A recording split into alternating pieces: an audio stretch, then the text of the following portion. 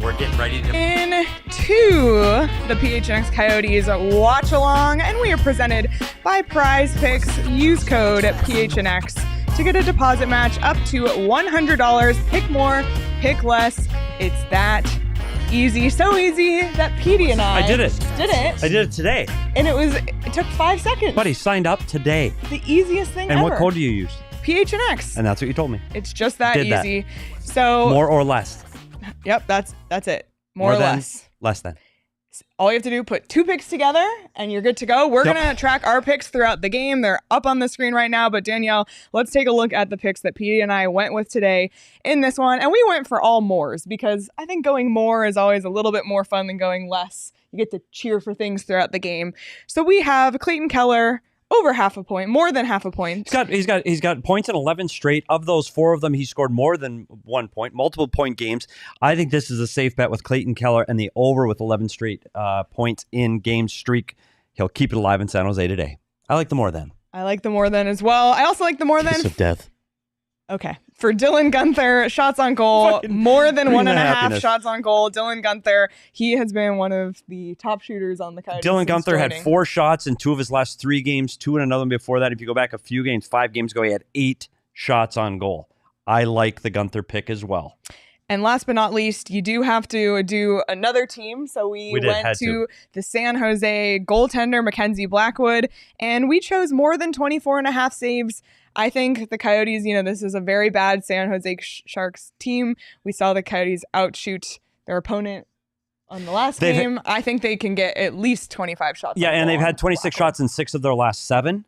The Coyotes have, and of those, they've had over 35 of those games. So I like, again, they're getting a lot of shots. Now, whether Mackenzie stops them or not, Mackenzie Blackwood, that's going to be kind of on him. But I do think they're going to get over 30 shots today against Mackenzie Blackwood. Craig, what do you think of our picks? Oh, I'm sorry. You were wondering why I wasn't contributing. It's because I'm slowly being phased out of the show. We tried, and I'm going to go a step further with my prize picks, Leah, because I know Craig doesn't do either things. 1, doesn't read ads, and 2, doesn't gamble. So let's go to me, because I do both of those things, and I couldn't stop at just 3 picks. So I've got 3 that I'm keeping on the side for just myself. O'Brien more than 3 hits, just because I think it's fun. That's fun. I think it's fun. That's a fun thing. See, that's what's so great about PrizePicks. You Fun. get to do things like that. Michelli more than 0.5 assists because he is, I want to say Matthias Michelli assist on the show today. So I did more than 0.5 assists. And then because I had to pick a San Jose Shark one and I didn't want it to be positive, I took Zetterlund with less than 0.5 points. Can you say that again, the name? The whole thing? The Matthias Michelli. Does it sound like something you know? Yeah. It's unreal. Sounds like a friend of ours. If you know, you know. Here. And so I've gone out on prize picks and I've got extra prize picks. That's how much fun and easy it was to do prize picks. And if you use the code PHNX, what do they do? They will give you a deposit match up to $100. So if you put in $100, they will also give you $100. It's free money. It's free. $100? Yep. Wow. Okay. Yep. Up to $100. Free money. So if you were doing that, which again I signed up today. So how much would I put in? If it's free, what would you put in? Put in $100. Absolutely. They're going to double it. So now I have 200. There's also ways. And after today, I'm going to have more than that. There's also ways you can do picks with insurance. So yeah, but I didn't do that. Yeah, no, we're 'Cause then you going win all less. in. We're going all in, and you can do weenie money on this too. Mhm. I put $10. Yep. So I'd win 20. There you go. But this is going to be a barn burner. Coyote Sharks, the worst team versus the 5th worst team. Hey, at least it's not an 8 p.m. start, right? That is true. It's 3 p.m. on a Sunday. Have people match their TVs. So that you've got to pause Yeah. us. So we're about to drop the puck. Here we I'm gonna go. take a picture. Yeah, are you? I yeah. will tell everybody 3, 2. Okay, the puck is dropped. 1957, 56. So you can sync your TVs to us. And there you go. So we're Another off. point to make here. I want you to send photos of you watching us watch the game. Yes, That's tweet great. at us. Please do that. Please do that. Send us those Craig, photos. When you said we're phasing, we can't phase you out. Those are brilliant ideas.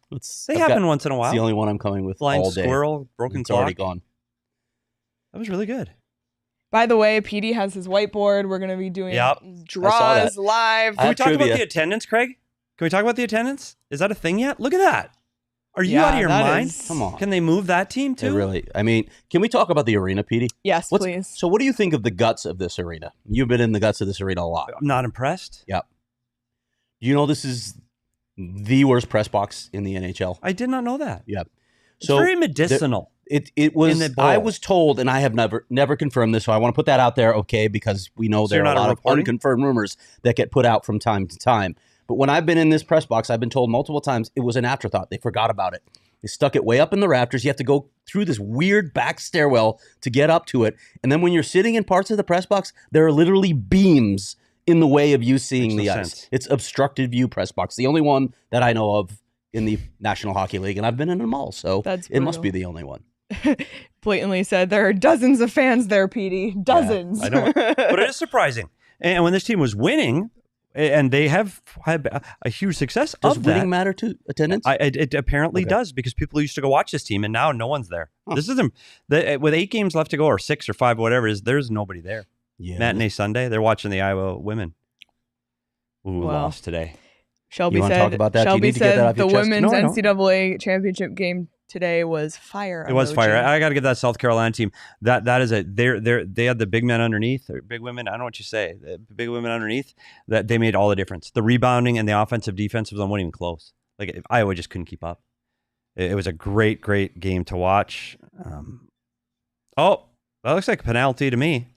By the way, we are watching on antenna, so we're ahead? The speed of ours. Well, some people are saying they can't sync because you're watching on antenna, like you can't rewind or. I didn't think of that. Yeah, but that's okay. We might all be a little bit off each other, but it's similar vibes. I don't know what to tell you. 18:40 on the clock right now. Coyotes going to the power play. What is this? What is what, Craig? Leah could put ketchup on things. I'm looking at this response. Oh? You know what I didn't put ketchup on today? Your hot dog? Your hot dogs.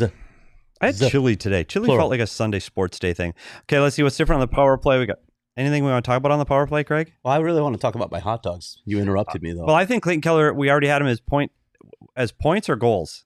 Danielle, it's going to happen. Mute Petey for a bit, so you and I Keller, can talk we about have our hot points. dogs. More than half a point for Keller. More than half a point? We just did points? For Keller, yeah. We didn't do goals? No, we did points? Oh, buddy. He's going to get one here on this power play. Look at the puck movement. There it is. Oh. And we have Gunther shots. Yes. So everybody, we can make some money here. Shots on goal? Yep. We need Gunther shots on goal. Shoot! Oh! Did that hit the net? I don't think so. Was it wide? No, it was wide. Damn it. Come on, Gunner. It was a tough puck. I tell you what, though. as we've See always where the puck said, was? It was he had to adjust his angle a lot. A little too tight. The heel, yep. A little too tight. Yeah, they still only have one shot on goal. By the way, the Coyotes being on the power play early, normally it's the other way around where the Coyotes are on the penalty kill early. You're thinking, oh boy. But, like we said, worst team in the league. Shoot the puck. Sorry, San Jose. That's a shot on goal in anybody's league right there at Leah Merrill. And I want to talk about the San Jose Shark team too. They stink. They do. They've got a pretty good prospect system though. So 6. If the Coyotes don't win the lottery, I want the Sharks to win the lottery. They've got 2 wins in their last 13. I'm on board with that. 2 and 13. This is a good franchise for a really long time. Yeah. Just a consistent team for a really long time.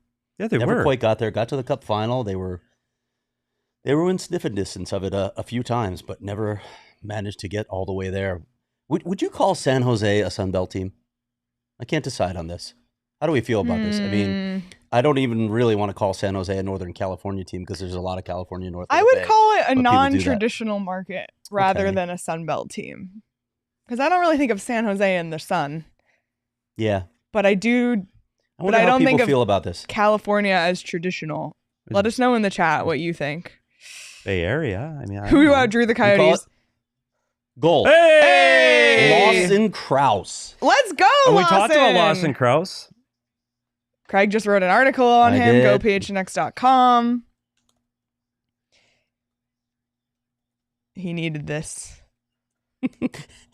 So I typed Lawson Krause And then for some reason, Pig came right after it, like Butter Pig. All right, Michelli. Oh, who had Michelli anytime assist? This guy did. Over half an assist. Let's go. Over half an assist. Let's go. Michelli. That's anytime. on Petey's personal one. And he drew all the traffic to him. Kraus all alone in the slot. You pulled 2 penalty killers to you in the corner. It's a great pass. How many goals is that for Kraus on the season? That 21 or 22. I'm trying to remember. Well, I'm trying to actually look on a computer because we have them. 22nd. 22nd on the season.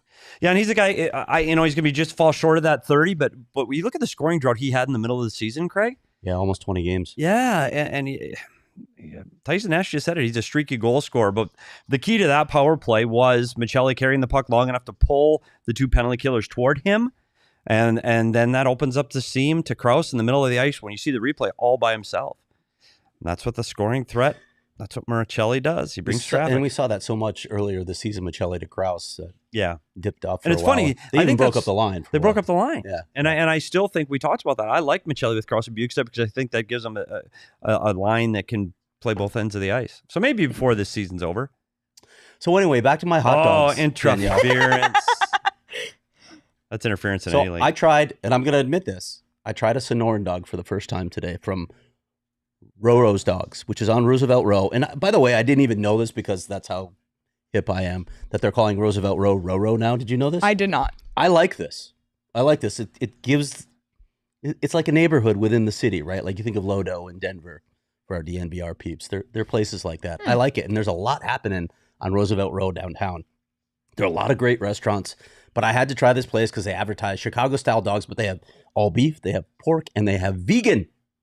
So today I tried a Sonoran dog for the first time, and it was amazing. So shout out to Roto Dogs. Max is going to kill me because that's free advertising, but I don't care. I had that, and then I had my traditional hot dogs with mustard and tomato. Both were amazing. Check out Roto Dogs downtown. Yeah. Wow. Good little promo, Craig.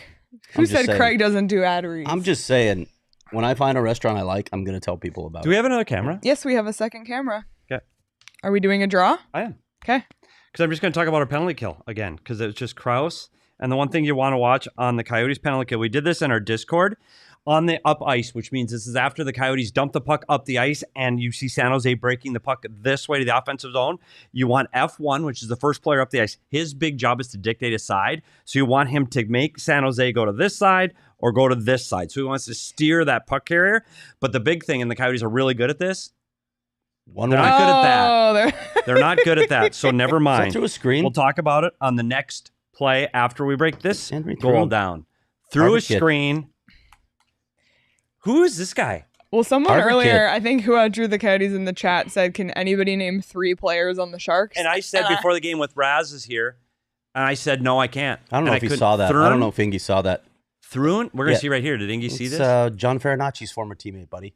Oh, there's a lot of traffic there. So, and again, when we talk about penalty killing, the job right there is Dylan Guenther's job. Dylan Guenther is F1 high in the zone like that. His only job right now is to stop that player that he is right next to from passing back to the defenseman through and in the middle of the ice. He's got the stick in the lane, and when you watch it again, he's got the stick in the lane, and as soon as he moves the stick from his left to his right, that's when the pass comes across to through. And those power play players are so good at reading sticks that they just wait and wait and wait for that opening to occur. And that's what happened. Guenther moves the stick from this side, which is the inside, which he needs to stop that pass back up high to the middle of the ice. Because in the power play, the most dangerous shot on the power play is right here.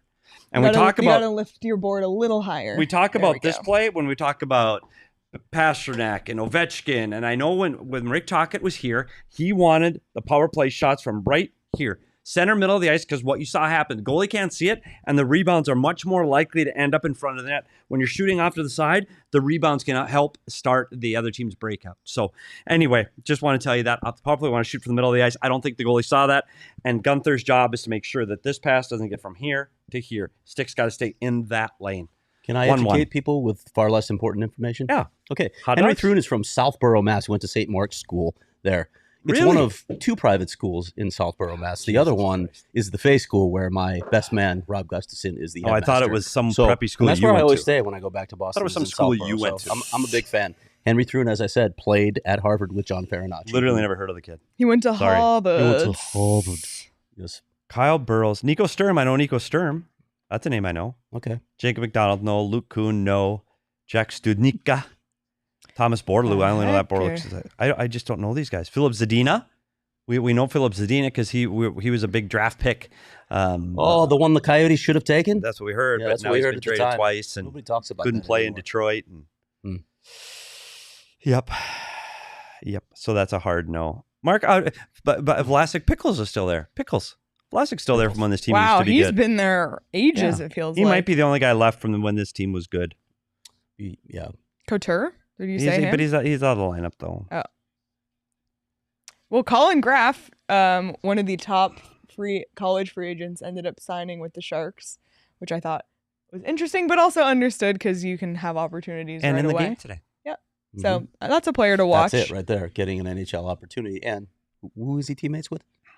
Sam Lipkin. Sam Lipkin, yeah. Quinnipiac. Who made his debut for the Tucson Roaders last night in a huge win in San Diego. They're going for the sweep tonight. We'll talk more about the Roadrunners on the post-game show. Well, you clearly didn't read the rundown, so it's fine.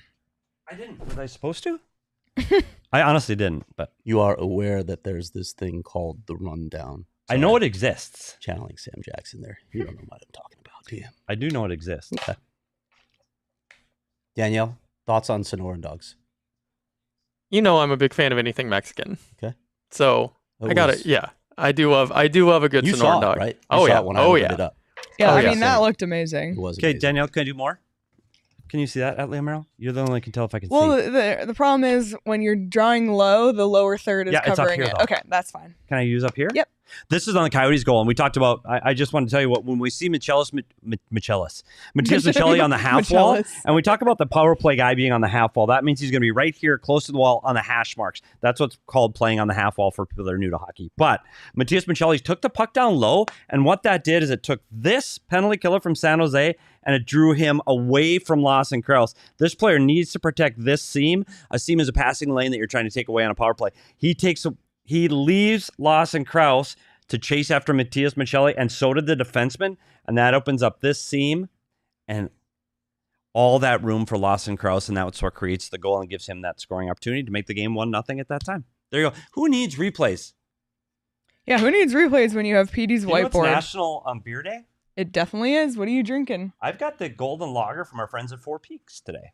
Heck yeah. Coyotes on another PK. The first one didn't go so well. Yeah.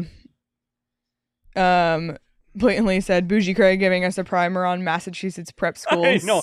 It's so on brand. And then East Coast Coyotes said not just Graff and Lipkin, not just teammates, but line mates too. Right there, buddy. What does it say? Right there. Is that Exeter? That's right. Is that an Exeter mug? It is. University of North Dakota. I'm not sure if they even made mugs there. I think they hand wrote. We don't do mugs. We do Yetis. Shelby said, "Did you say F1, PD? Because we have a F1 thing going in our Discord, I'm but sorry. F1 not the same as motorsport. F1 is forward one, and I always forget I use the terminology. So if you hear that a lot, and Tyson uses F1, F2. F1 just means the first forward, and you have to label them as such versus center, wing, right wing, because you don't know which guy is going to be first, either on the forecheck or the first guy on a penalty kill forecheck. So you use the term F1. And how does that change roles? It's big on 5-on-5. It's huge. Yep. Because the first forward on a puck on a 5-on-5, everybody thinks the center does all the work down in the corners, but sometimes because of the way the team breaks out, that could be a winger being the first forward down low, and now you have to change the way you play in the offensive zone. Same when you retreat back into your own zone, the first forward back is the first forward back. You'd like that to be your center because he's usually the guy that defends and is most common defending in the defensive zone. But again, sometimes it's a wing, and sometimes with the Coyotes, when you see players like Dursey up in the play, the first guy's back might be all three forwards. Because you've seen Mosier and Dursey get trapped up front, and now you really have to sort things out. It's really important when this team practices that you practice every position on the ice so that you know when you get back into the zone, you're not defense wing, right wing, you're F1, F2, D1, D2. There you go. I like to teach when I talk. John said, I've been watching hockey for a long time, just now learned what the half wall is. There you go. And said, I still don't know why players get chased out of the face-off circle. Yeah, we're going to actually, we've talked to an Arizona Coyotes centerman about that. We're going to get on the ice here as soon as the season wraps up to explain all of the reasons, because there are so many of them. And a lot of it honestly comes down to the linesmen. and what kind of mood he's in and who he likes and doesn't like. And some of it has to do with the experience of the centerman, reputation. Yep. I think you should get a second person in on that project you're working on, a former centerman who knew every trick. True. He's dirty, though. He is dirty, and I loved it. The dirty centerman. Nick said, any drinking games tonight? And then Shelby said, drink every time Petey says, buddy. Oh, buddy. We'd be in one. Drink. Except don't, because you'll die. Yeah, you could be in one. Speaking of dying from drinking, be careful out there, Jackson Peters. If you know, you know. You had a few cocktails last night at a wedding. I also had a few cocktails. When I went to weddings night. in my 20s, I would have some. I also had a few last night. Did you know? Did you? It was my second of 3 birthday dinners. A birthday weekend. At least you didn't stretch it into a whole month. It is a birthday weekend. And by the way, people in the chat were asking where our friend CWP is. It's his birthday today. Is it? So happy birthday to Charles Woodall Pike, and he is at the Phoenix Film Festival this I know, weekend. I saw that. He just got gas at Circle K. I feel like we should have sent him something. But he recorded the game and is going to rewatch it with our watch along. So Charles, happy birthday, CWP. Happy birthday. I'm going to answer Shelby's question here. Where's the best about taqueria? the Tacos Calafia is go. the best, and it's not even close. Taco place in Phoenix. Oh, okay. Where is that? Just off 7th. 7th and? 7th and Roosevelt. Ish? I've seen that place. It's busy. Yeah. It's one of the best. Okay. They have a ton of locations. So anywhere you go. The Al Pastor. Best Al Pastor I've ever had in my entire life. To me. And it's not even close. I love Al Pastor. So good. And Danielle doesn't even eat meat anymore. I do miss Al Pastor a lot. I get frustrated on a 1-on-4 and a guy gets a shot off from the top of the circle. That bothers me. If it's a 1-on-4, guess what? Somebody's got to go to the puck. Like, you can't keep backing in. It's 1-on-4. If it's 3-on-2, buddy, but back it up, play safe. 1-on-4? Somebody attack the puck carrier. You can't give up a shot there. Frustrating. So I have 6 trivia questions that I'm going to drop over the course of this lengthy watch Keith Kachuk. No. It's a great guess. Tried. Emma Stone. Correction, I have 5 questions. 4 questions. Emma Stone. I like where Leah came with that one. Uh-oh. See, again, when we talk about their defensive zone structure, that bothers me. Matias Michelli is covering the point number 4, but he goes down. He goes down to the dot to take away the winger down low, which leaves 4 wide open. Dang it, they just don't stay where they're supposed to stay.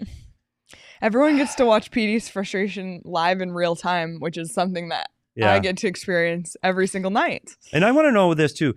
We've talked about the air conditioning in this office. Yes. Which is blowing right now. Well, the fan's blowing. It feels good. There is no air conditioning in our offices in the weekends, correct?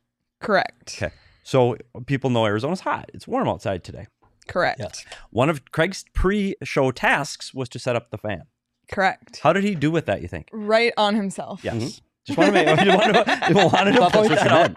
Just wanted to point that out. Right on yourself. I'm looking at the fan right now, and it's literally... We can get the second fan and put it there. No, that's fine. Oh, did you want it rotating? That's actually really funny. I was just going to... He's got the little soft Honestly, breeze. was wondering how long it was going to take for you guys to There's a little soft breeze going over there. Are you getting a little bit? Because I tried a little residual. Well, and Raz is sitting right over here. Yeah, so Raz is Raz off screen, but he'll be Raz is going to jump in. He'll be subbing in. He's going to sit here for 3 hours. He's not asleep already. No, he's awake still. I'm going to drop my first trivia question. Okay. Petey, I think you already know the answer to this. I won't say that. I revealed this somewhere, but, people don't pay attention to facts. So here's my first trivia question. How long are we going to give people? What minute mark do they have to answer this by? Well, what do you want to do? It's your question. I don't know what the question is. What does that have to do with How long do you want? Like, you don't want people to research it, right? Yeah, no Google. Don't cheat. I mean, you could... I guess you could try to do that, but this is going to be a tough Danielle is the GOAT. Just got the second fan. By the way, the magic behind that, she needs to get a power strip, though, because there's one right there. Thank you. You can be on the cross breeze. Set. Yeah. This is a watch along. It's very casual. And you could have... Is it in? It's in. It's in. Kerfoot. Yep. Where's all Get the puck to the net. Kerfoot and O'Brien and Valimaki. Kerfoot goals in 2 straight games after not scoring since March 8th. I think he just tied his second highest point total ever. Let's see the replay, because, of course, we were talking. Alex Kerfoot. Yeah, because it's sitting there in the pads. But it's just Carcone. It's sitting right on the goal line. It's again, you look at Carcone makes a good play. We just talk about throwing pucks at the net. That's what happened. Liam O'Brien. Does Liam O'Brien get that goal? I think Liam O'Brien gets this goal. I'm not sure. We have to see the overhead. I think Liam O'Brien got this goal. Another good play by Carcone. Carcone set it up. Yep. Yeah, that puck's already across. I think the way by the ref signal, though, I think it's going to be. I'm thinking it's going to be Kerfoot's. I'm going to check NHL. I know you are. That's why I asked you. And the verdict is. No, I thought they were going to challenge something, but there was nothing to challenge. Never mind. The verdict is. Oh, what are we talking about here? It's not a challenge because the referees aren't over at the San Jose Shark bench. So it's either something with the clock or Toronto making sure. The chat thinks it's Kerfoot. Let's see. I'm going Kerfoot. NHL.com has not decided yet. No. We decided. It was sitting right on the goal line, so maybe he knocked it over. I don't know if he got any. I don't know if he got it. Craig, was that more replays though than at Mullet Arena just there? Was there one replay? Was there not a replay? That sometimes we had that happen at the last game too. We literally didn't get. They're giving it to Liam O'Brien. Wow. What? Liam O'Brien from Carcone and Kerfoot. O'Brien's 4th of the season. We'll roll with that, I guess. Okay. I think that might be right. Like again, an opportunity from inside the slot. Defense climbing high on the wall. I got to listen to that bare necessities.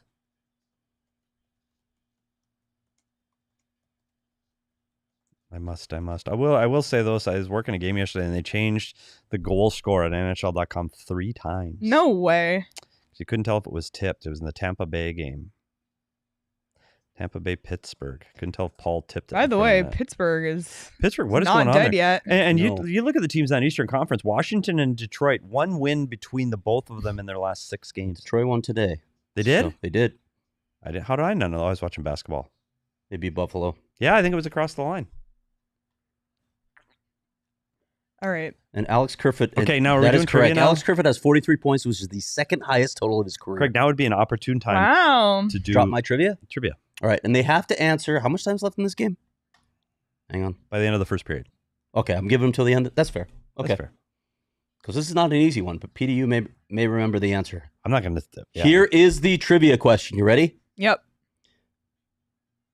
Connor Bedard is on pace to break Gilbert Perreault's NHL record for the worst plus-minus by a Calder Trophy winner. We're presuming he's going to win because there are so many people out there that are just going to give it to him because his name is Connor Bedard.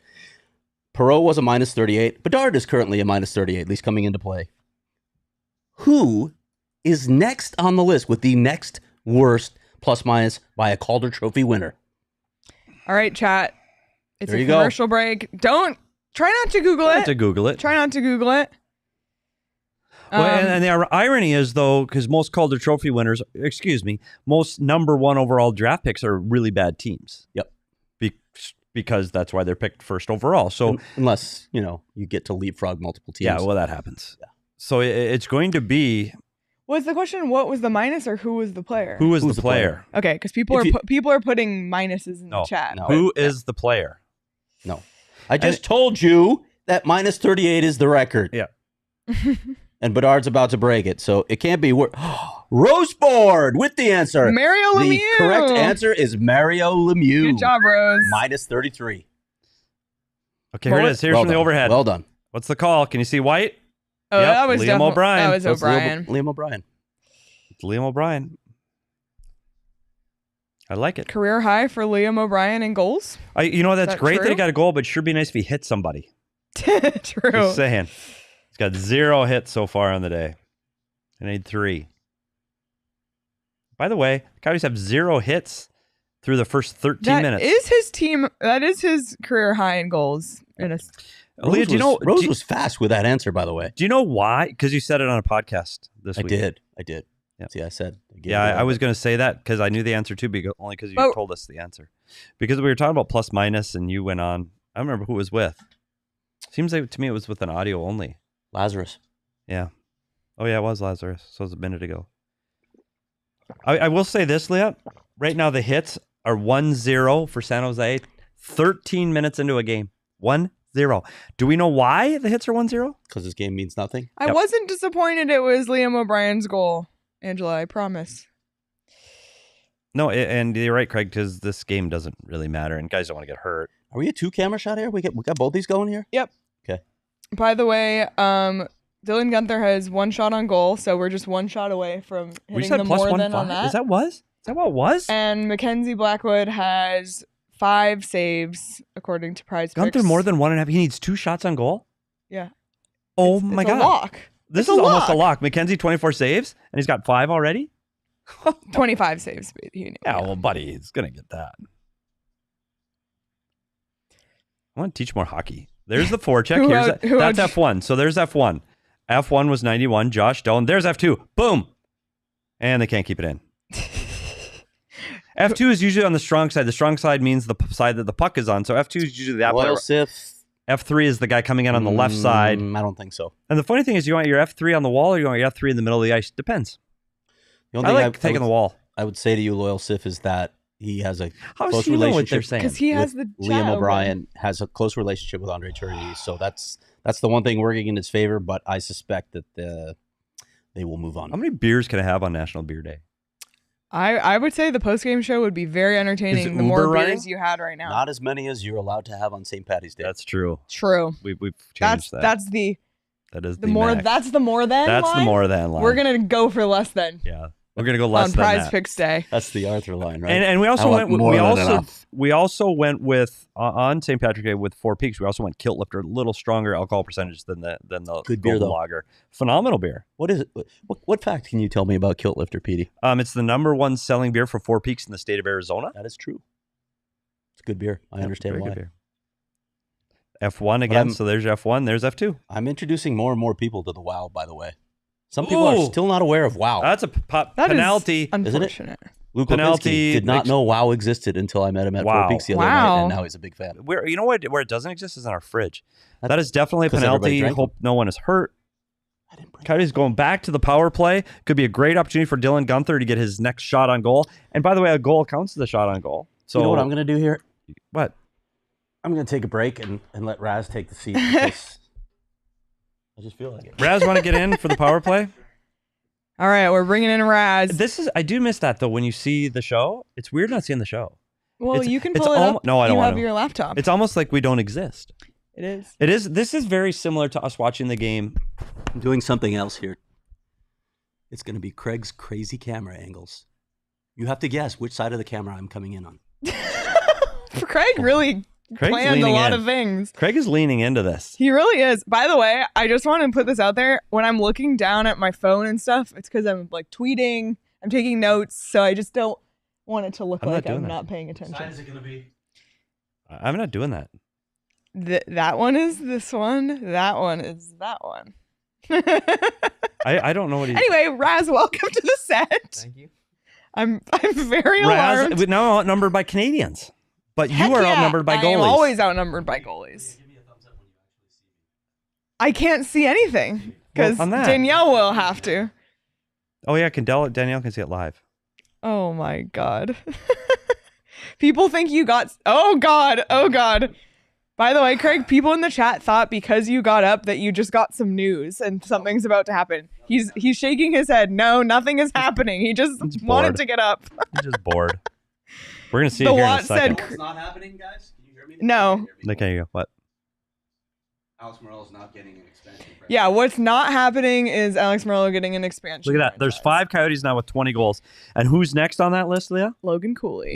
Knocking on the door. Raz, do you think he does it? 18 goals, 5.5 games to go. Logan Cooley. Does he hit the 20-goal mark? What do you think? I'm going to go with yes. I like where your head's at. Yeah. I think so, too. What are we looking for in yes, the power Raz play? is a goalie and a Canadian, everyone. So he's like the... And an ASU student. Yes. And cooler than all of us. So there's no doubt. Stays up later than most of us. That's true as well. Well, Danielle is late out. Yeah, the magic behind the map stays up late. I think I would beat her, honestly. Do you think? Yeah. What time did you go to bed last night, Raz? Yeah. Like 3:30. Oh, you got me beat. Oh, you got me beat by an hour. 3:30. What are we doing? Yeah, buddy, I was just getting out of bed. I got up out of bed today at 5. Yeah. You guys are going to bed. This is crazy. Again, not a good start to the power play. And here's what they're going to do on their drop pass. Can't stand it, can I, Leah?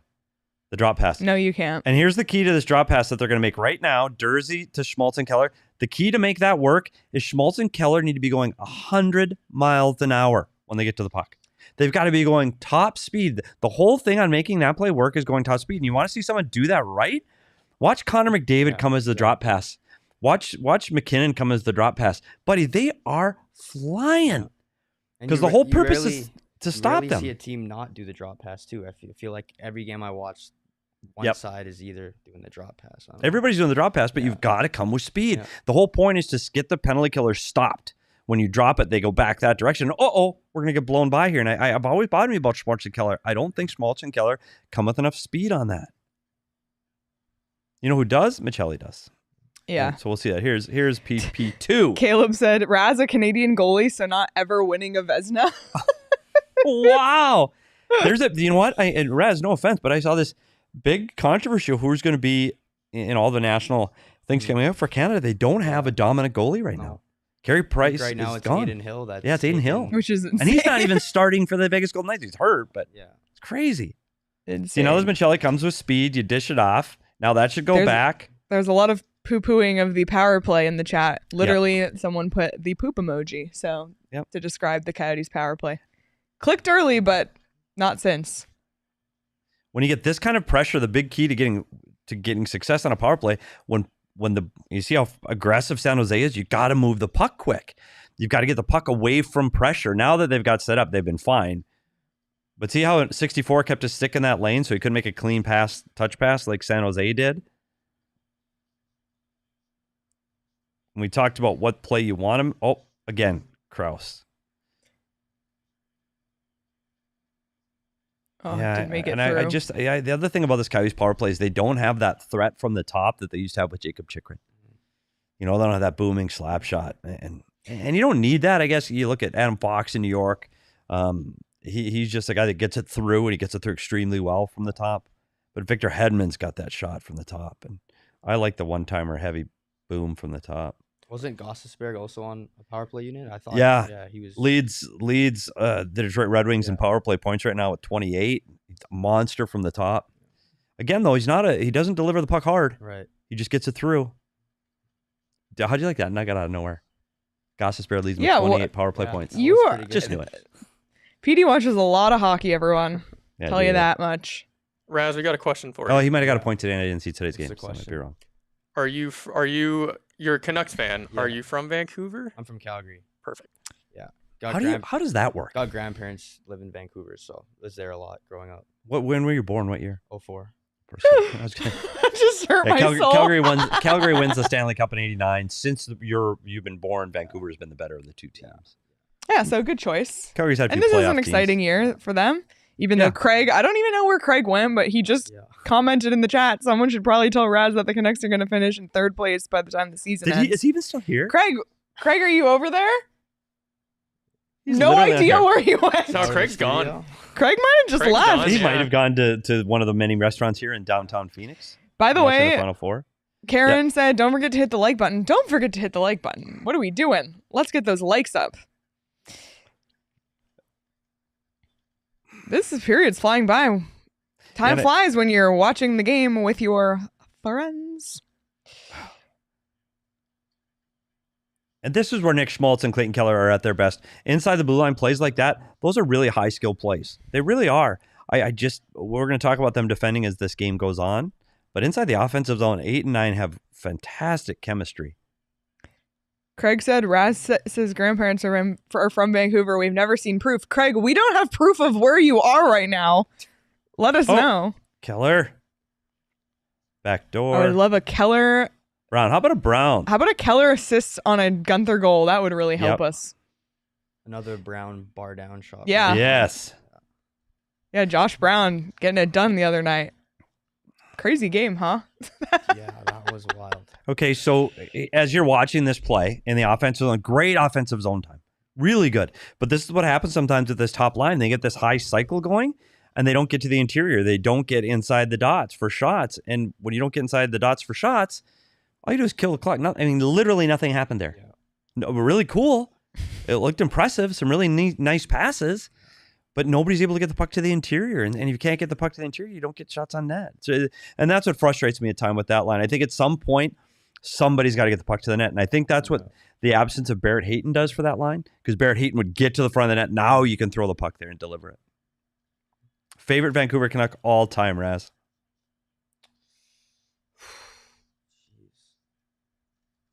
There have been a lot of them. Yeah, I'm going to have to think about that one. Harold Schnaps. No, probably not. Roberto Luongo. Ooh. I'm going to go Demko. That's your Demko. Yeah. I know there's a lot of greats all time, but yeah, I'm going to go with Demko. Okay, I like it. All right, 10 seconds to go in the period. Thoughts on the first period, Petey, overall for the Coyotes? For a road period in the middle of the afternoon, I think it was a good period for this team because they wouldn't have skated this morning. So just getting their legs underneath them. I don't know. 10 shots on goal for this team's a lot. I just felt they could have more opportunities at the net. I think with 2 power plays and the amount of offensive zone time, I would like to see them produce more offense, make Blackwood at least make some more saves. But I think they're happy getting out of this one 2-1. I didn't notice Josh Doan yet today.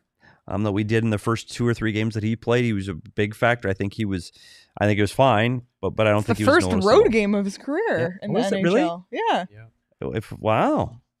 But I don't think he was extremely noticeable. I'm thrilled with Lawson Krause. Yeah, really happy about Lawson Krause. He might be the leading candidate for dogging him so far. Oh yeah, we got to get the stuff from that on Dog. And can we recap our thing?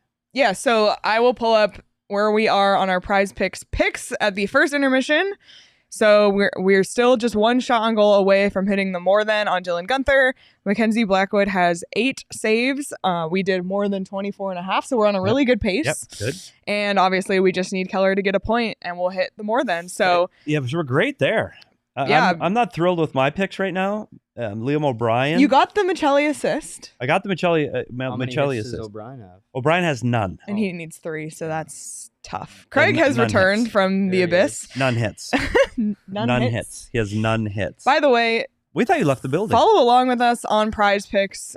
It's so much fun. It's so easy to use. Oh my gosh, Craig is appearing again. Make sure you download PrizePicks. Is he on something? Use the code PHNX to get a deposit match up to $100. Pick more, Fridays? pick less. It's just that easy over at PrizePicks. Great user interface as well. I'll say it. How easy was it? So easy. Honestly, I signed up this morning. I put in code PHNX, and a lot of times on some of those apps, you don't really find the place to put in the PHNX. I was able to find the PHNX. Clear. Easy. Love it. Got my price match, $100 price match, and I've got 2 different sets of things going right now, and I'm really good with ours. The PHNX one, I'm feeling really confident. I think I'm feeling good too. I'm feeling good. The other one's going to need some work. Yep. All right. Well, everybody stick around. Don't go anywhere. We will be back at the start of the second period. But like I said, just go get a snack. Leave this open on your computer. Continue to tweet at us. Thank you to everybody who's tweeted at us so far. Pictures of you watching us watch the game. So we appreciate it. But stick around and we will be back for the start of the second period. Well, we're getting ready to make our first trip down the I-10 of the season, and fortunately enough for us, we're going to make our first stop at Illegal Pete's. Leah talks about the queso all the time. I'm excited to try it myself, and then we're going to go right from Illegal Pete's right to the rink, watch Logan Cooley in person for the first time for me, and then right from there, we're going to the DoubleTree by Hilton right next door. We have a post-game show. We got a lot going on down the I-10. Come along with us and have a good time.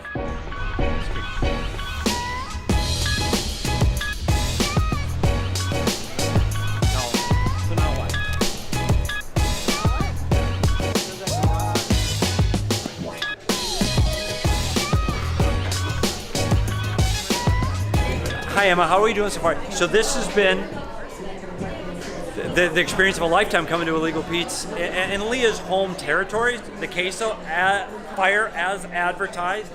As you can see. Agreed, queso, muy bueno.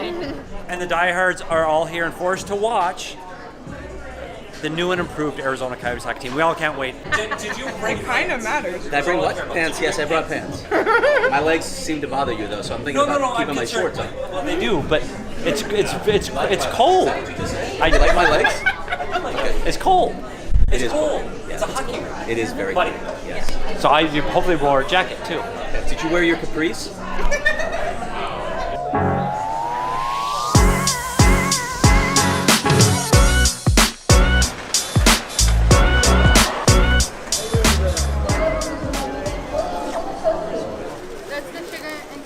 That's sugar and the cinnamon? Yeah.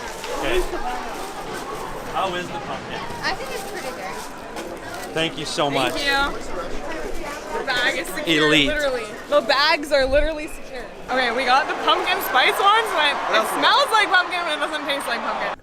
How are you feeling, Petey? You know what, Emma, it's been a very, very long day, the trip down the I-10. Usually it's a quick jaunt. We spend a couple hours and then we drive home. But today we had a meetup, a game, and unfortunately the most exciting part of the game we actually missed because we were getting mini donuts. But if you've been to the TCC, the mini donuts are equally exciting.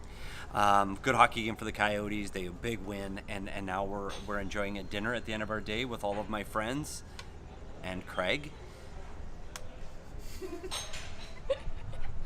And before long, we'll be back on our way up the I-10 and safe and snug in our bed. It was a wonderful trip down here in Tucson. Great hosts, and I can't wait to come back again. Regular season in a week, and we'll see everyone on PHNX. Just in case anyone was wondering how we lit Petey, I have my phone, Petey has his phone, and Leah's over here just champing away. I couldn't turn on my phone. I watched him struggle for like 30 seconds. Couldn't figure it out. I mean, we're not even Is it sure. not just right there on your home But screen? we're not quite sure if Craig's phone, he has the old flip phone, we're not sure if that has a flashlight. So his flashlight on his phone is like you actually put batteries in and he just tapes it to the top. Shake it to turn it Yeah, on? it's a shake light on the top of his flip phone. I have to light it. His light is actually fire. His light is actually fire. Yeah, sorry. Fire. Sorry, Emma. I wasn't there for you. Yeah, that's Thank all. you. I really needed the support. From Tucson. Leah said, would you like to reply? We all silly like the mayor.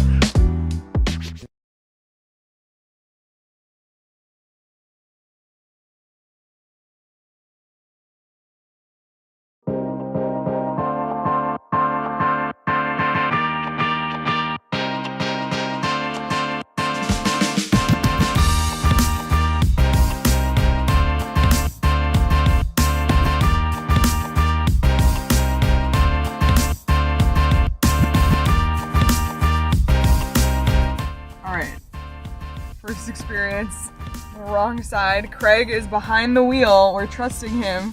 We're on the right side. Well, actually, we're on the left side, which is the right side.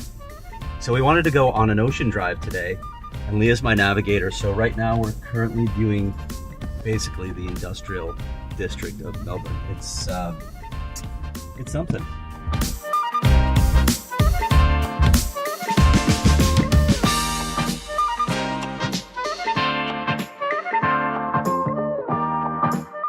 So, currently shopping for Sean the Baz. What do you think?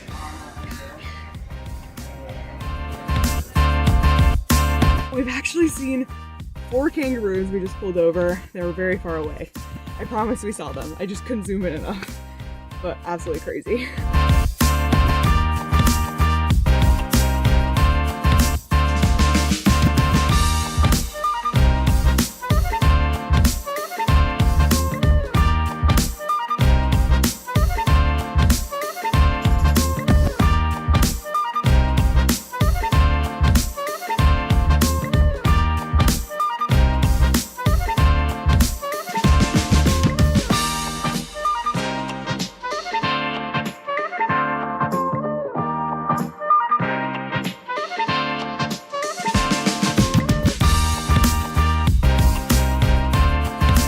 All right, Craig, we made it through the week. Yeah. You know what? It was a blast though, wasn't it? It was amazing seeing this city. Look, you and I both love travel a lot. I know you've studied abroad, Leah. We love travel, and Melbourne is one of the best places I have ever visited for so many reasons. I enjoyed so much about this trip. Obviously, we both love covering hockey, and there are so many great stories here, but the city, with the food, with the architecture, with the people that we met, it was all worth it. I'm so glad we did this.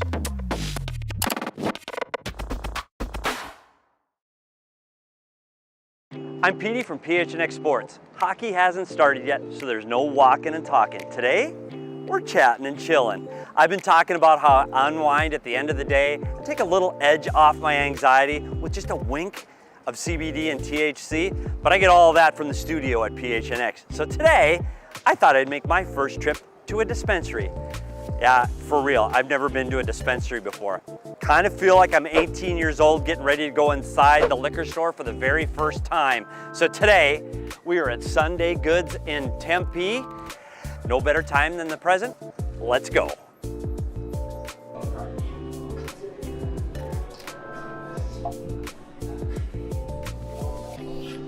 Hey, welcome in. How you doing? Good. My first time in a dispensary. What do I need to do? Just need your ID. Well, that's easy. Yeah. So I'm going to scan you into our system. Okay. All your information stays with us. So we're not going to be giving it out to any outside sources. And then I'm going to scan it in. You're going to head back. CV, she's all ready for you. Fantastic. And then we're on our way. What's your name? Andrew. Andrew, I'm Petey. Nice Thanks for your help, Petey. my friend. Petey? How's it going? It's going really good today. I'm V. I'm going to help you out. I'm Petey. Nice to meet you. What are we coming in for? I'm just looking for something that will help me at the end of my work day. I don't want to be feeling intoxicated. I just want to lose the anxiety and feel a little bit chill. I got you. Have you had edibles in the past? I haven't done edibles. I've had some drinks. I've had myself my share of wings.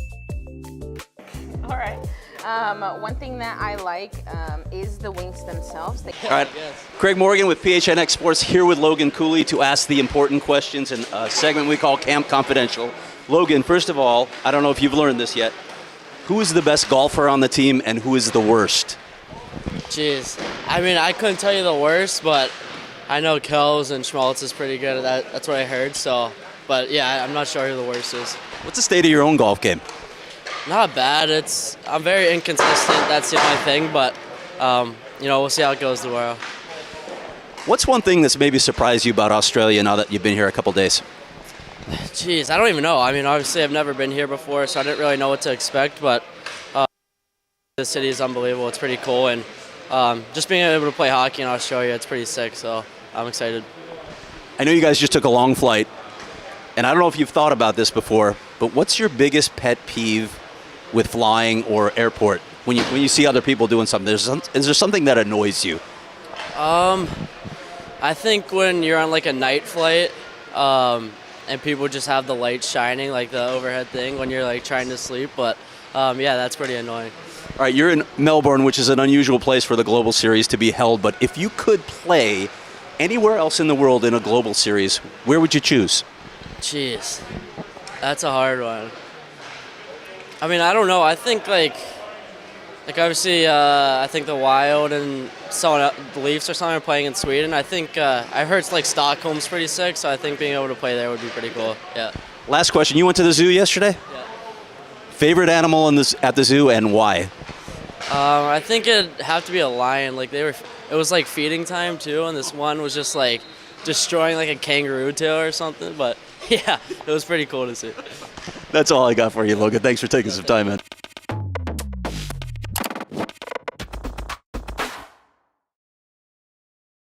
First up, I need to ask you about the abbreviated golf tournament yesterday. What details can you share from that? That my team won our match, so that's all you need to know. Went out, play. I think our group got about 12 holes in. It was me and Steve Aoki, as we call him, against Soda and Dermot. We ended up losing by one. Soda drained about a 35th putt in the last hole to win it. Cool to golf on Australian soil. It's fun. Guys got out there. I mean, it was about to rain on us, so it was a little abbreviated, but it was a good time. Team bonding exercise. We definitely want details on that. First of all, whose team were you on and what was your theme? Unfortunately, I couldn't get traded, so I ended up on Team Bugstad. I think we finished third. We cut Bugey out probably one or two easy. That was a lot of fun. I think it was me, Kels, Cooley, Veg, and our equipment staff, and we were Australian football team, so it was cool. We were Collingwood. We're actually going to go see them play, and I think just us getting together, doing all that fun stuff, it was a good day.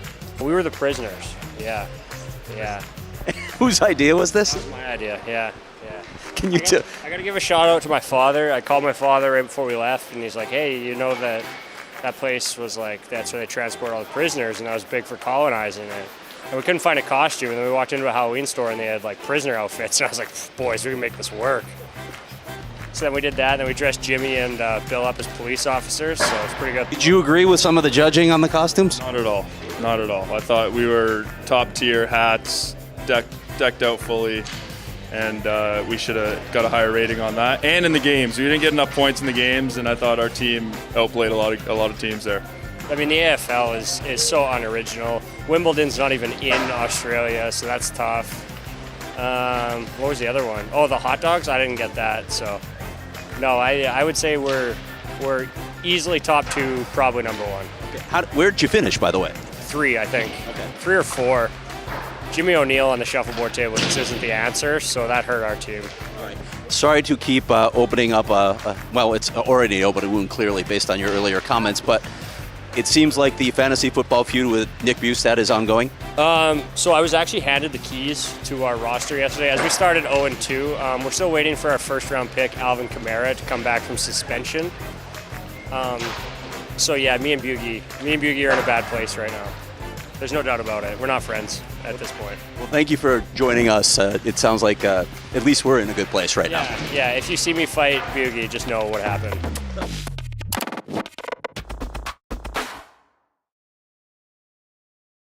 Time for another edition of Walkin' and Talkin'. Today, Coyote forward Lawson Crouse. Crouse, the season's almost upon us right now. And I wanted to ask you, you're playing with Michelli and Bukestad. Bukestad's back again. Yep. What does that mean for the ease of getting into training camp, playing with guys you're so familiar with? Yeah, it's huge. Obviously there was a lot of communication with Bugie in the offseason, and I was convincing him to come back. So obviously very happy he did. And then when we came back and Bear put the line back together, it's been, obviously you have that comfort level. We felt that we played pretty well last year, and we built a lot of chemistry right from the get-go. So to be able to build off of that, and now our second season together is huge, and I think it'll give us an advantage come the opening night. When you look at that line, and I think it's important, they kept the Keller, Hayton, Schmaltz line together and your line together. How easy is it, and what can we expect from your line? What's the identity of the Bukestad, Crouse, Michelli line? Yeah, well, obviously, I think everyone now knows the skill and the passing ability that Michelli has, and for myself and Bugie, we're obviously big, strong players that are reliable and can get in on the forecheck. Obviously, the goal is to try and get Michelli the puck as quick as possible, and then get to a spot to be ready to pull the trigger. And the first thing I when I was talking to Chelly when he came back, he looked at me and he said, "I'm going to shoot the puck a lot more this season, so let's see if he starts doing that." Yeah, well, I don't know if you want that, though. Like, it brings up me to my next question. 2 years ago, we talked to you, and you were talking about, hey, I want to be a 20-goal scorer in the National Hockey League. We did the same thing a year ago right now, and you said, I want to score 30 goals in the National Hockey League. And I tell you what, you came really close. Yeah. Like, you had a really good season where you're in the mid-20s with your goals. Have you put those kind of goals on yourself again coming into this season? Yep. Obviously, I came up a little short last year, and I think it's important to set goals, but not set them, unrealistic goals. I think you obviously need something to continue to strive for. So, 24 last year. Obviously, the goal this year again is to get 30, and playing on a line that I'm comfortable playing with, I think that's very doable, especially with the way that we play and the way that Michelli passes the puck, and just get to those right areas and bang in a couple more, and who knows, maybe 30. And the other thing that you got to do last year is your spot on the power play. Yep. And Michelli, again, we talk about his ability to make those plays and get it to you in the bumper in the middle. Do you see your role on the power play being similar to what it was a year ago? Yeah, I think so. Obviously we had chemistry throughout some games on the power play last year, and when there's breakdowns, I just try and get open in the middle. And I've talked about it for 2 minutes now and how good Chelly is at passing the puck, and it's just about finding the quiet area, getting open and being ready to shoot. Being ready, because that's the other thing. He makes passes that nobody else makes. And once you play with him, and that's the thing that I got used to really quick, is he makes passes when no one knows he's passing the puck. He's, he loves the no-look pass. So when he's on the ice and he has the puck in the O-zone, you always have to be ready and not necessarily pick your spot every time, but get it off quick and beat goaltenders. You look at what this team has done over the offseason, and Zucker and Kerfoot and Dursey, and I know I'm forgetting people, so I apologize. But you've added people to this roster. Does that get you more excited for coming to this season? It's very exciting. Obviously, we've been through. Welcome back to the PHNX Coyotes watch along. Leah Merrill has quit her job, so I am. It's a good run. I am now in charge here. So Raz is in charge. Raz is in the driver's seat. Second period just started. Raz, let us know when it's okay to speak. Okay. Okay. I think you're good to go now. Okay. Yeah. What's that?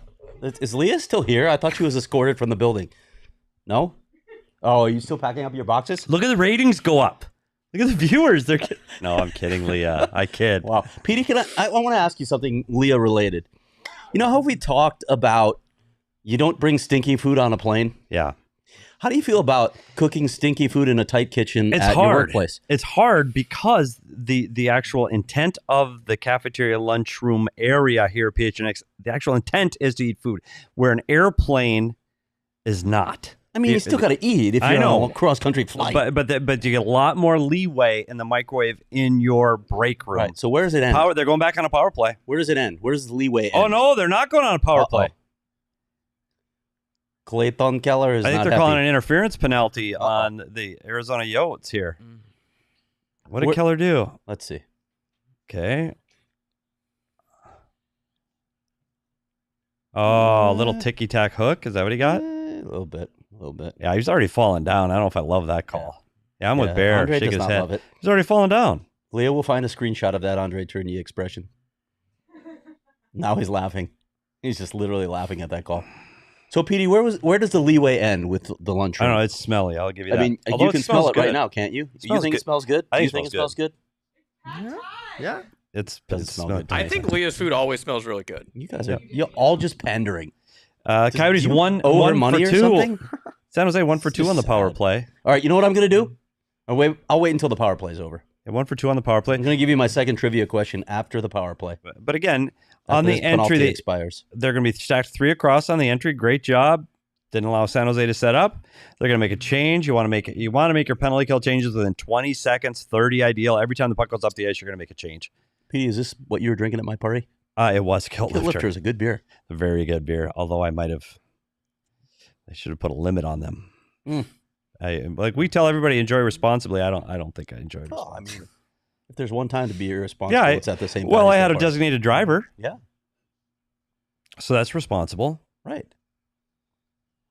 I didn't see any party fouls. But this is where you talk about those young kids. Like Dylan Gunther, that's a great penalty kill. The stick on puck was a really good job. It's funny because it's in his second year, really his first full year and a half, full season. Not even full season, but and this isn't even a full season. And now you got Logan Cooley on this group. Logan Cooley, Tex Puck. I think 2 guys going to 1. Let them play in these situations. Yeah. So you're getting guys that some of their top offensive players getting an opportunity to play on the penalty Leah Merrill, who no longer has a job. All right. I think what you see is these quick players, Craig, like Gunther and Cooley. Right, I think those quick players, I think you almost have to in today's NHL. On the PK? I think you almost have to. I love that kind of PK. I think most teams do now. I like aggressive PKs. I mean, listen, Michael Grabner was had absurd speed. Brad Richardson wasn't the fastest guy, but surprising speed, I would say. I love the way both of those guys anticipated, though. Aside from Grabner's long stick, and if he got a puck, stick on puck, and he got a step, he didn't even need a step on you. If he was even with you, forget about it. He'd bait you in too. He'd hide his stick and then shoot it out. God, I love but you're watching talking those guys about flip penalties. those 2 might be the most elite penalty killers this franchise has had. Yeah, that unit, and that bar is high because they've had then great you had penalty Nicholas Hjalmarsson on the back end, too. So who just that was a great unit. up pucks. Yeah. Do you remember that the New Jersey game when Grabs was even with PK, picked off a pass at the blue line, and by the time he hit the far blue, it wasn't even fair. It was like he was a zone ahead of him. Wasn't even fair.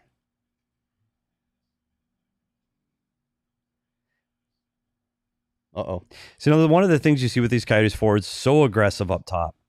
Like they're so aggressive on that defenseman up top. Penalty's over. I don't love that. I don't love how aggressive they are up top because it's too easy. That top defenseman has two options to make a play, and you're just wasting your energy. You're wasting yourself going at them that high as the F1. Petey, you know what's coming next week? I don't. Bare Necessities. That isn't out yet? Nope, it's not out yet. Okay, we can't wait. Better watch it. I haven't watched it. Because you went walking and talking with everybody on the team, so we had to hold off. That's true. I can't wait to watch it. What are we talking about? Defensive zone coverage. Oh, buddy, I need to learn some things. I need to learn some things. I definitely learned some things. You might not. You've probably heard it all before. Heard it doesn't mean I know it. All right. It's time for the second trivia question. How much time are we giving people? I don't Rose know. got this last one fast. How about the 10-minute mark? Is that too long? Probably is for this one. How about the next TV timeout? Next TV timeout. All right. Name the 5 goalie coaches in Coyotes, the Arizona franchise history. I'm looking in the chat.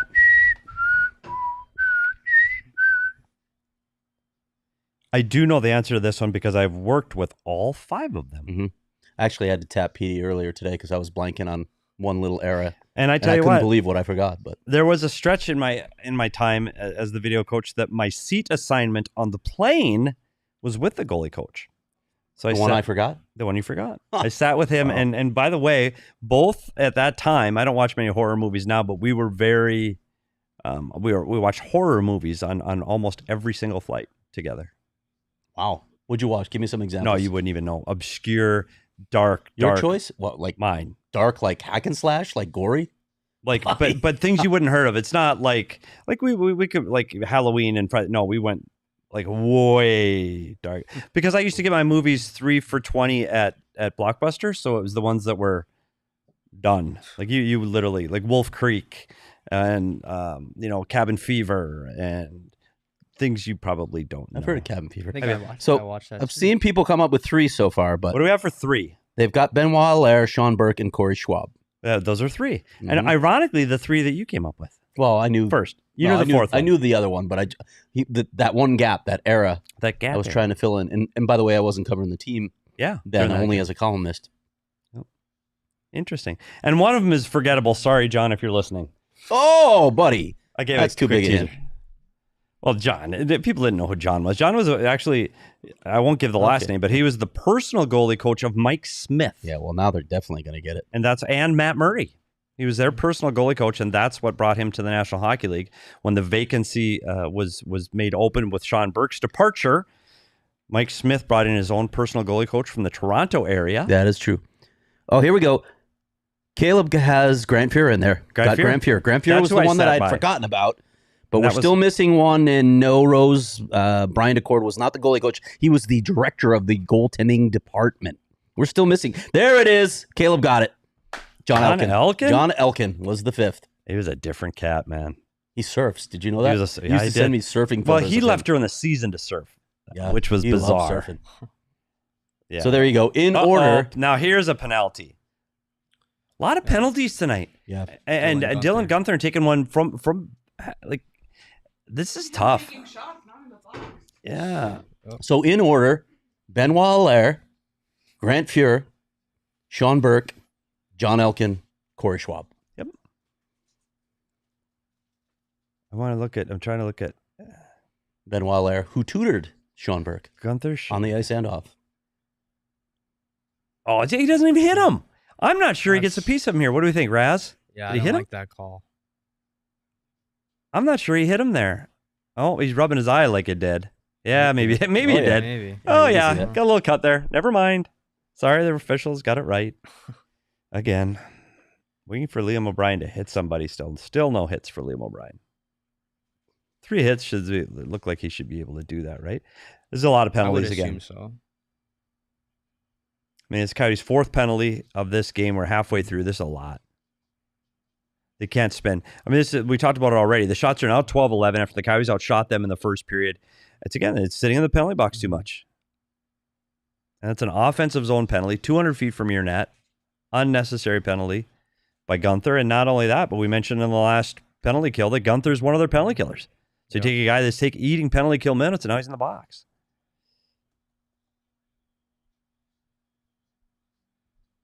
That's good puck movement. Oh, Brownie. Yeah, Josh Brown almost put one in on. It was almost an own goal there. Boogie. Boogie with the little afterburners. The Jets going.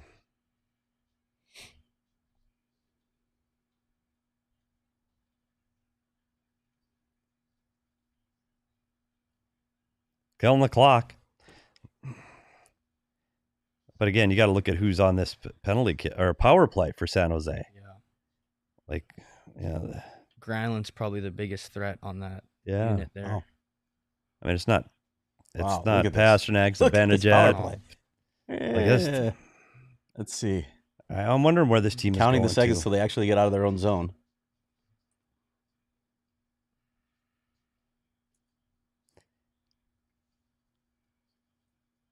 Oh my goodness. And that's the end of that penalty. Just about. No, they kept it. Missed the clear there. That was a terrible pass. Yeah, their top power play is Bordelot, Granlund, Eklund, Thrun, and Zetterlund. Oof. That's their top power play. Their second one, you ready for this, Leah? Their PP2, Bailey, Kunin, Graf, Zadina, McDonald. Yep. Bailey on the power plays. Give him a look. That tells you right there. There's 5 guys you don't even know. I remember Bailey from Vancouver and Abbotsford, but yeah. In the minors. Yeah, in the minors, exactly.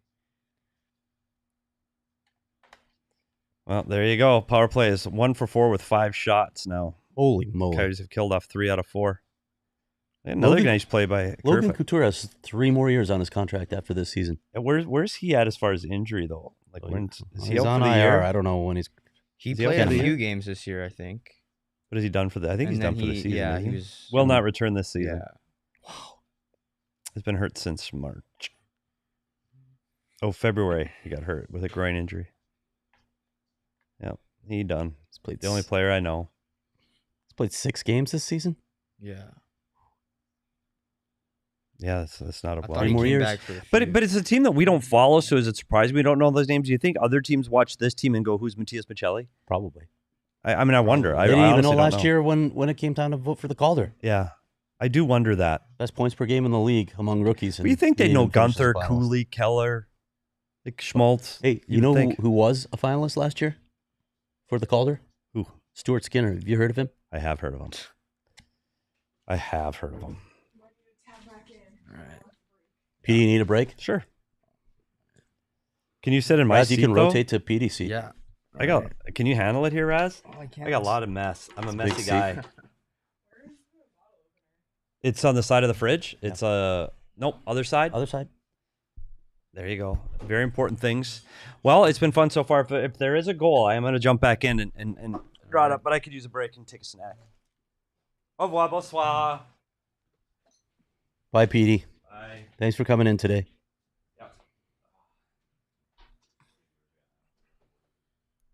Brock Faber has a point today. Let's see what Connor Bedard has going on. What? It's the challenges of the job. Come on. Daniel, do you have another laptop over there? No points for Connor Bedard because the Blackhawks are getting... Oh, they got shut out. It's over. But he was even. It was a good day for Connor Bedard. He was even. The battle of Faber and Bedard ended in a 4-0 wild win.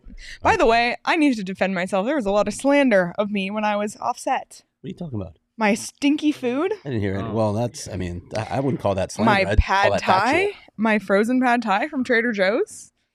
Highly recommend, by the way. The important question is, was it good? It was amazing. Yeah. Well, that's why she buys it. I mean, come on. Well, Don't know. Never I'm know. drinking the last wow. I did save the last wow for you. Thank so you. I'd That was say- very kind of you. I appreciate that. So cheers, everyone. Let us know in the chat if you're enjoying a Four Peaks, what you're enjoying.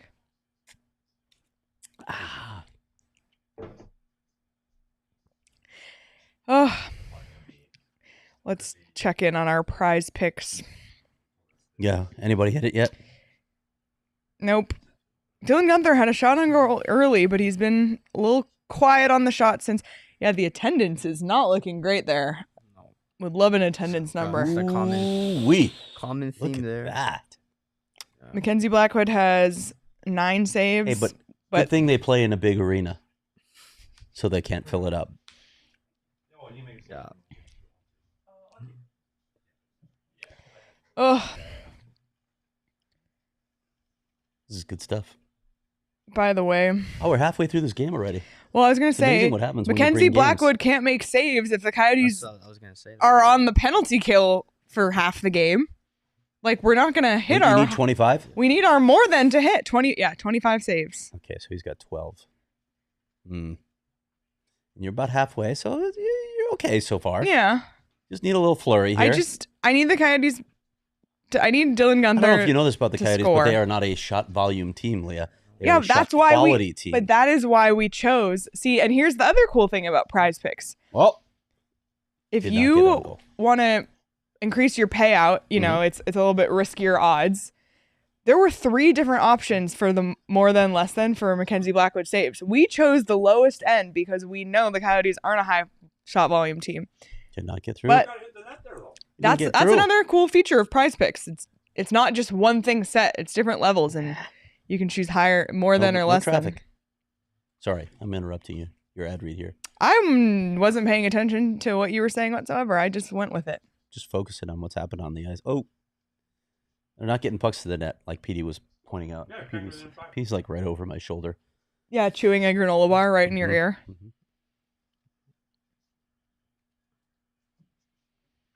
All right. Let's get some shots on net.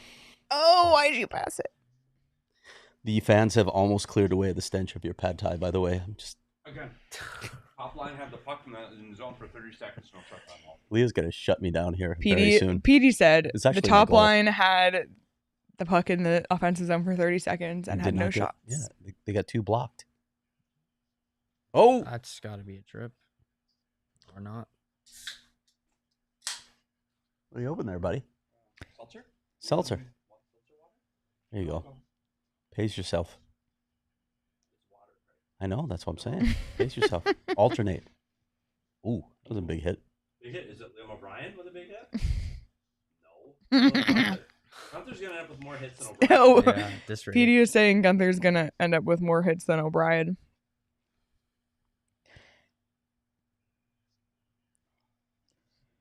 Ay. Well, buddy, I just dropped a question. Uh-oh. Weak or no signal. Every time someone goes and stands over there, that happens, just so you know. Really? By the window? Nicholas asked where I got my pad thai from. I got it from Trader Joe's. It was a frozen one. There's really good Thai places in the Phoenix area, but sometimes when you're leaving your house and don't have time, yes. See what? There's skating rink There's down a there? roller rink outside. Yeah, you gonna go, buddy? Bring a camera. There's a lot going on. Go do a walking and talking down there. There's a lot going on downtown. I think the whole Final Four Fan Fest is down here. It is. Yeah. So we can hear the music from our office. Ooh. Was that not a hit from behind? He's hurt. He's not happy. Yeah, he's not happy. Oh, and no. It's tied. Petey, there is a goal. Petey was staring out the window. In front of the net. And we're tied.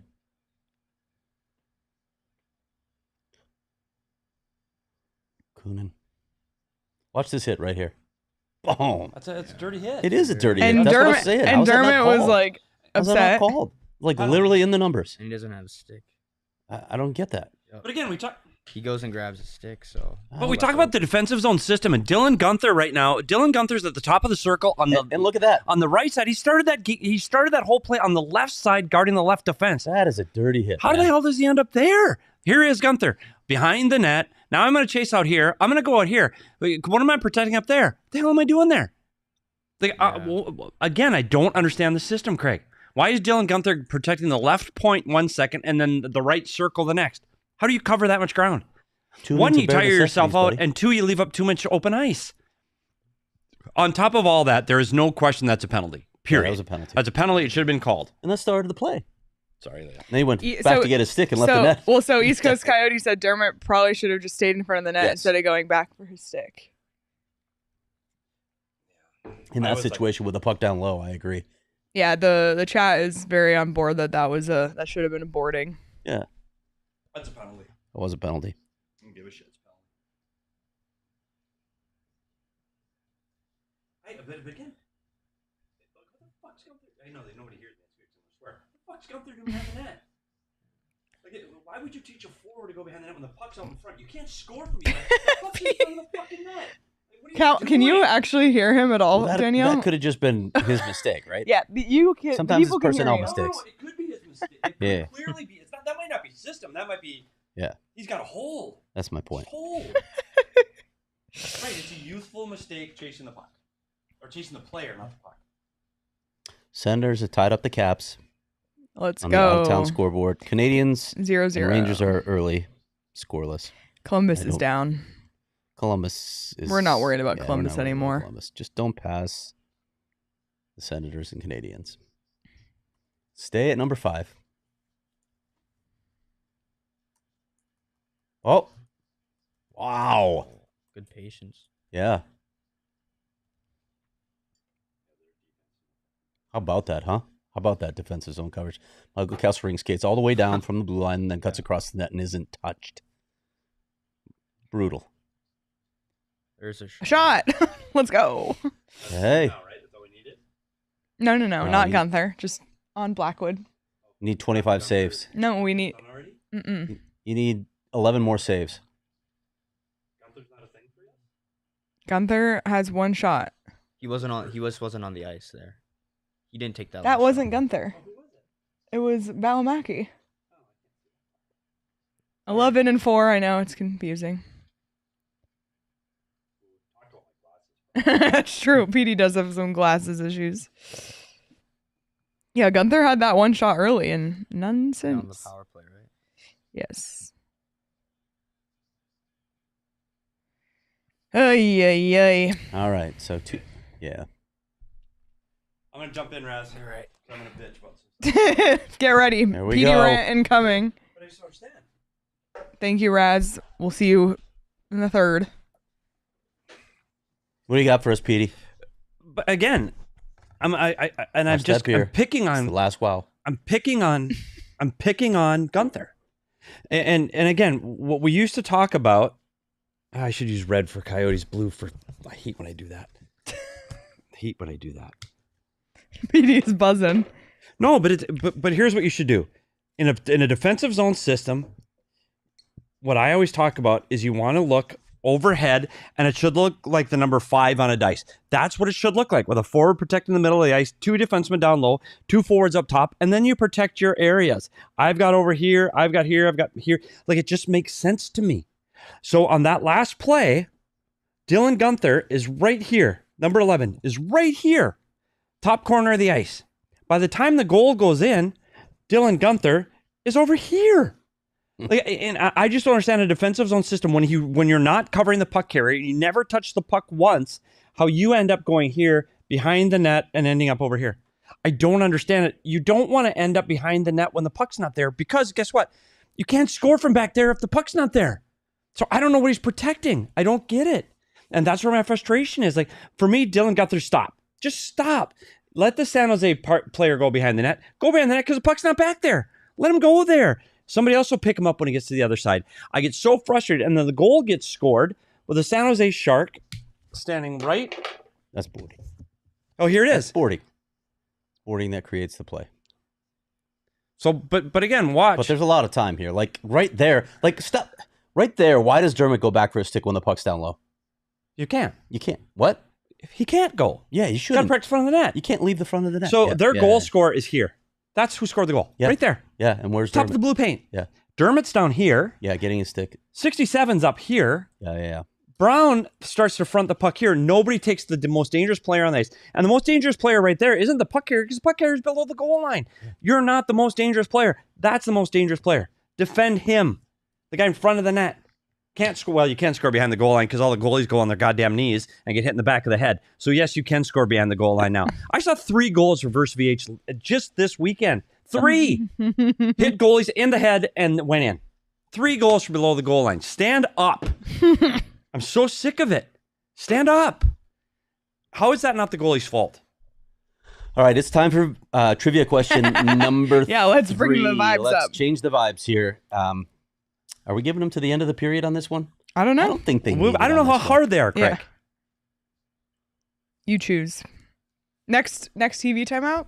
Oh, that's next whistle. Yeah, it's next whistle, so I don't want to do that. Let me wait 2 minutes, and then I'll give them to the end of the period. Oh, so let them think. Can you give us a topic so we can start to prepare? Arena sites. Oh, no. Arena sites is the topic. How about a backhand sauce through the middle of the ice, number 11? Leah, what do I think about backhand passes through the middle of the ice in your own end? I don't think you're a fan. I do not like fight. Brown. Oh, Brown's feeding him. He is. Wow. Who is it? 90. I got to go to my Rockers. We don't know anyone on the Sharks. Sorry, Sharks fans. I don't even think Justin Bailey. One of my close friends is a Sharks fan. I don't think he even knows anyone on the Sharks system. Oh, see, why isn't 48 doing that? 38. Is that Brown? 38? Yeah. This is payback. Brian's 38. That's payback to Kunin for the hit on Dermott, which was a dirty hit. Should have been called. It was a penalty. Should have been a penalty. And that is part of this with the defensive zone coverage. Should have been a penalty. Period. That's a dirty hit from behind in the numbers. That's a boarding penalty. Could he? I mean, maybe not 5, but it's definitely a 2-minute penalty. They just missed that. Yep. And I'm one that, and Leah knows this too, when I sit here a lot, I don't blame referees. I rarely, and we see it in the chat when we're here watching games all the time, that's a bad call. I think they usually get it right, and I think we get blinded by our own teams. I think the bias. Oh, I agree. Every fan base thinks that the officials are out to get it. 100%. Yep. And I've learned just in my old role, I had to take the bias out of it, or I can't make good decisions from where I'm sitting. Was Brett Hull in the crease? Yeah. Okay. Yeah, he was. He was. Sorry, Sabres fans. Yep. He was in the crease. And it's funny because back then, we talk about challenges. So we didn't have the equipment that they have now. The toes in the crease thing, we had VCRs. Like we had nothing. I love when I wrote that story on you shortly before, I got you fired. Yeah, right before you got fired. It's true. I love the part where you said you used to leave VCRs up in the ceiling tiles of arenas so the next guy coming through could get them. It was so James Bond. It was awesome. Hey, that Dallas game is not on TV. Can you leave us a tape? Well, if you left it, you couldn't ask the Dallas guy to leave it for you because the Dallas guys, we're not going to let you scout us. So I go, yeah, where are you going to leave it? Well, it'll be in the third tile from the right above the TV. Literally open up TV tiles to put Not tapes in. pandering here. That's literally one of my favorite stories that I wrote True while story. I was at The Athletic. It was a blast to write that story. Good hit there. So many good stories. The Marty Hansel popcorn story, too. Yeah. And that was just terrifying. All right. Oh, that's a good one. The popcorn. Yeah. The popcorn story. Wow. Oh, my. Oh, look at it. Brown is feeding 2 different people. He was. He fed Bailey and Kunin. He almost fed Lawson Grouse. He had 2 fights in one. And I think he might have taken both of them. Watch Krause almost get one in the Kunin chops with here. one. Oh, Hey, look at that. He gets back and forth. That's unreal. I don't know if I've ever seen that. He's fighting 2 players, and neither one of those guys is fighting him back. Crazy. And I think Kunin, here's when we talk about the code. That's it. Kunin, that hit from behind, Kunin's got to fight. Yep. Sorry. You got the goal off it. You got to prepare to fight the next shift, especially if Dermott would have been hurt. Yeah. You got to fight. Dermott was definitely not right. Actually, I haven't been paying attention. Has Dermott been back on the ice? I don't know. Let's check. Time on He ice. definitely didn't. But that's a dirty hit that ultimately leads to a goal. It was a dirty I hit. think, and that's what we talked about. Shane Doan. Letang gets out of the game. Oof. I remember Shane Doan pushes Letang. Letang loses an edge, goes into the boards, gets hurt. It was Dermott's last shift was the goal 3 minutes ago. Yep, the goal. Yeah, so he might be hurt. It looked like he was hurt. He was struggling a little bit. And so again, there goes to it. Shane Doan pushes him into the Letang. Letang falls, slides into the boards, and the next shift, Doan had a fight. Sorry, and you know how I feel about fighting. I'm not a guy that loves fighting, but those things, if you're gonna hurt my player, get ready. And the right thing to do for Kunin there, I guess maybe not with Brown. I probably wouldn't have fought Brown either. You got to get more of a middleweight on Kunin there. That's not a fair fight. So I wouldn't have dropped my gloves against Brown because that could have been ugly. Uh-oh. Somebody said the stream is way behind the antenna feed. I think we're giving away things. That's right. I'm sorry. It's actually not true. We can just see the future. You can pause us and watch us on a slight delay. Yeah, you can pause us on their YouTube channel. Yeah. There you go. See, that's why we hire Leah. Yeah. We're at 450, 451. Oh, no, went to 448. That was weird. 446, 445, 444, 443. And then you just pause us. 440. Because you can't pause the TV, so pause us. Right, Leah? Correct. Pause the YouTube channel, because you can do that. So 4-on-4 you think would be advantage Coyotes with Cooley on the ice? I would say that's advantage Coyotes. Cooley with a spinorama that went into nowhere. What part of the game do they normally announce the attendance? Boy, I'm trying to remember now because I never type attendance anymore. I want to say early third. Well, because now the Mullet Press Box, they don't come over with the voice of God telling you the attendance. Oh, yeah. No. I'll keep an eye on it. They don't even people are announce wondering. it to us anymore. No, I know. The truth is, though, that number's just bullshit. Anyway. Always, in every arena. Well, it's what it is. It's number of tickets sold, right? It's tickets distributed. No. Oh. Tickets It's not even tickets sold. distributed. Yeah, so if you give a bunch of free tickets away. I have the attendance. Already? 11,938. That's a lot. 11,000? It's not 11,000 people in that building. No chance. That's the announced attendance per Max Miller on Twitter. That is no chance that's 11,000 people. Like All right, Craig guys, said. you ready for the next trivia question? Yeah. Here it is. Everybody ready for the next trivia? You can put your answers in the chat. Which of the Valley's 8 largest cities has never been in consideration for an arena site? I'll give you the 8 cities. Phoenix, Scottsdale, Chandler, Tempe, Mesa, Glendale, Gilbert, Peoria. Which of those 8 cities has never been in How many consideration? have never been? Just one? Oh, I'm not going to tell you that. Oh, but that gives it away. you're going to say which one doesn't. Gives it away. I gave you 8 cities. Oh, so it could be more than one. It could be more than one. Okay. Well, do you want us to discuss or should we just let the chat answer? I want to let the chat answer. Okay. This is for them. I didn't do anything for you guys. Per usual. Someone is ahead of us. That's okay. East Coast Better Coyote had it immediately. Gilbert and Peoria. Wow. Those are the only 2. I thought Chandler might trip up some people. You're good students of this. Chandler was story. included? Everyone's been around You for a are while. good I didn't know students. Chandler I thought was Chandler would trip considered. people up. I would have said those 2 and Chandler. Phoenix, Scottsdale, Chandler, Tempe, Mesa, Wow. and Glendale. All. Everyone got it. Good job. Some of them have actually didn't had the get it. team. 3 of them. 3 more were discussed. See, again, you're talking about a late period push by the Sharks.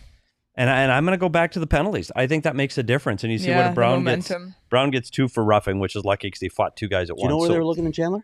I don't. Oh my God, Right, just right south of interrupted. the Chandler Mall on the other side of the 202. Oh. There's open land there. That's They a were- long way. They were That's- actually that's looking at that. North site, Tucson. right at the tail end of the 101. North Tucson. Pretty much. On the way to my house. It's probably how you went, right? All the way down to the 202 and then cut over? I don't remember. You don't even remember. Somebody else drove for you. So, No, I what were you drove saying there. about the San Jose Sharks? I just think late the push that they're giving up this late in the period, again, it's stemming from all of these penalties. The tide has definitely turned. The Coyotes did not have the first period push. You're talking about the first period, and you go, okay, that was a really good road period, and here they go again. Are you kidding me?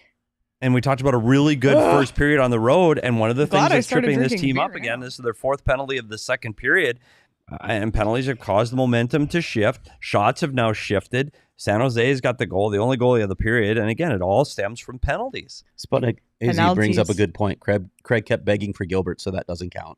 That I is did true. keep begging, but nobody. I was heard it listening. would have been, except they said Craig lives there. Yeah, that might have been it. I did hear that. That was the deterrent. Penalty. Giving chances Look, up inside. Ingram had no clue where the puck was there. 2 minutes left in the second. Is it just me or is this game flying by? Time flies when 'Cause you're we're having just so much fun? chatting through. Yeah.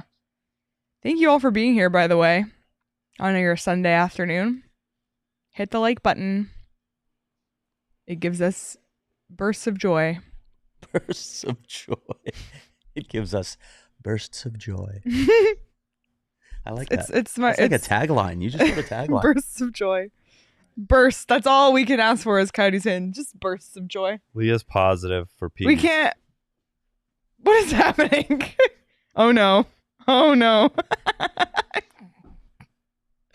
scared. All right. I want to see how this looks. It's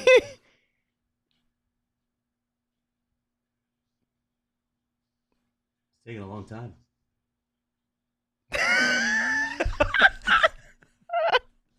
That was terrifying. Blatantly said, thank you for making this awful game enjoyable.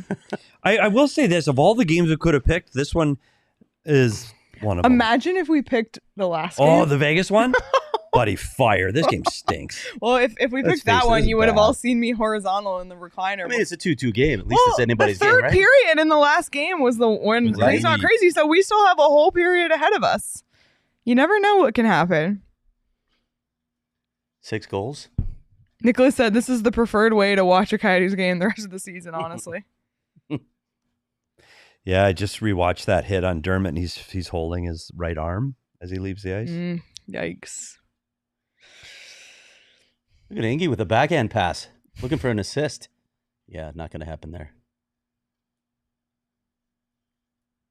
It's quite a power play the Sharks have, huh? I mean, we can't really. It's like the pot calling the kettle black. Yeah. All right. So we're going to go to the third. 2-2. Take us out of here, Leah. We're pacing well on Mackenzie Blackwood saves. Yeah. He has 15. We need 25. So Gonna have to have a They'll big have third period. well, they have to just not. They were on the penalty kill for half this period. Yeah, so that was a push. we need Dylan Gunther to really step it up here. He's been at one shot since the start of the game. We need that other one, and we need another Coyotes goal because we need Clayton Keller to have at least a point on it for us to win our prize picks. For me, Keller doesn't have a point yet? Nope. 10 to win 20. Gunther's the only thing we got checked off? Told you, kiss of death. No, we don't have anything checked off. Well, I got Michelli assists checked off. Yeah, but didn't Zetterlund get a point? Did he? So you already lost that whole one. Well, why'd you tell me that? Zetterlund had a point on the first Sharks goal. So I can just, I lost. So that one is dead. So I lost. You lost the one that we're not sharing with everyone. Yep. It's okay. All right. There's always tomorrow. Anyway, that's where we are on Prize Picks. Yet. Well, we we're don't leaving, Petey. You can No, stay I'll here, sit but here. you can stay You don't here, wanna but the leave camera yet? won't be That's on. fine. I don't want to leave yet. Okay. All right. I want to talk. Okay. All right. What do you want to talk about? Oh. Okay. I want to leave. I already had my snack. I already went to the bathroom. I don't know what else I need to do. No. I mean, we could put the one camera on you if you Yeah, want. we'll sit there and talk about stuff. Do you want to talk? Yeah, I'm going to talk. Okay. Put the camera on Petey. Because this is kind of All what right, we do here we go. on the what you call it? What do we call it? The diehards. The diehard talk. Oh, yeah. Leah's leaving, Petey. Yeah, This is just you. So I'm going to talk about it. Because I watched the goal again. So let's talk about the goal. Petey, just you and me right now. That's fine, Danielle. And Don't- I made you work because of this. But hang on, Yeah. because I think the battery in that just died. Oh. So let's just wait. Stall. I need you to stall, Petey. Oh, that's okay. I can stall. I can talk about a lot of things. This is one of the things what we talked about. Like, okay, so I just rewatched the goal and we talked about the hit on Dermott. And it's hard because Dermott's right arm is hanging and dragging. So you feel bad for the guy. So he goes to the front of the net, leaves the guy ultimately gets the goal. You feel bad for him, but there's more stuff that goes wrong than what I saw the first time. Because I blamed a lot on Gunther climbing in the zone and not staying with his player, which absolutely happened.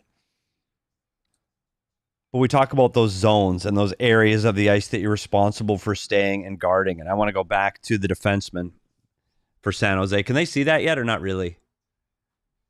They can't. Okay. Can they see? Are we on cam 1 right now? It's on the wide shot right now. Yeah, well, the wide shot. Don't draw yet. I won't draw yet. I'll set up the draw. And so there's a lot of things that happen here. And we talk about goals in hockey.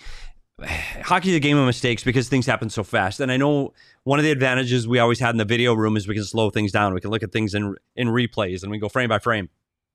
So it's not fair, and it's not fair to the player. And that's why you teach.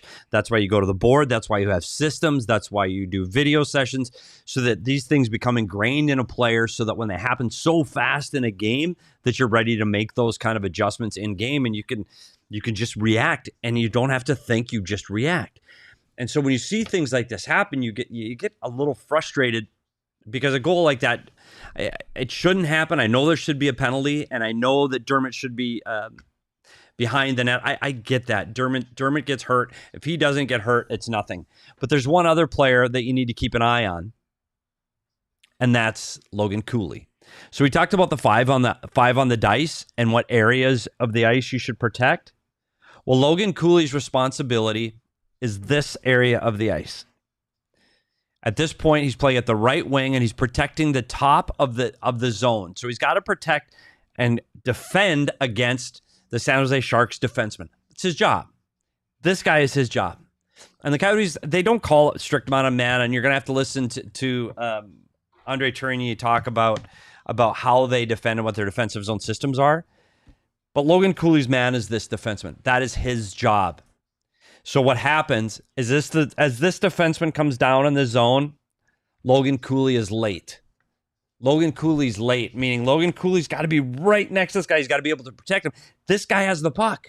Logan Cooley's job, one, if you can't close on him, we like to see close on him, which means hit him into the boards, hit him into the wall, separate the puck from the player. So we'd really like to see Logan Cooley close on him. If he's got the room to get him to the wall, close this player off, get a stop. When you're in the defensive zone, we call it getting stops. That means you pin the puck carrier against the wall, you get a stop the puck so that one of your teammates can come in and recover that puck, and you get going back into the offensive zone.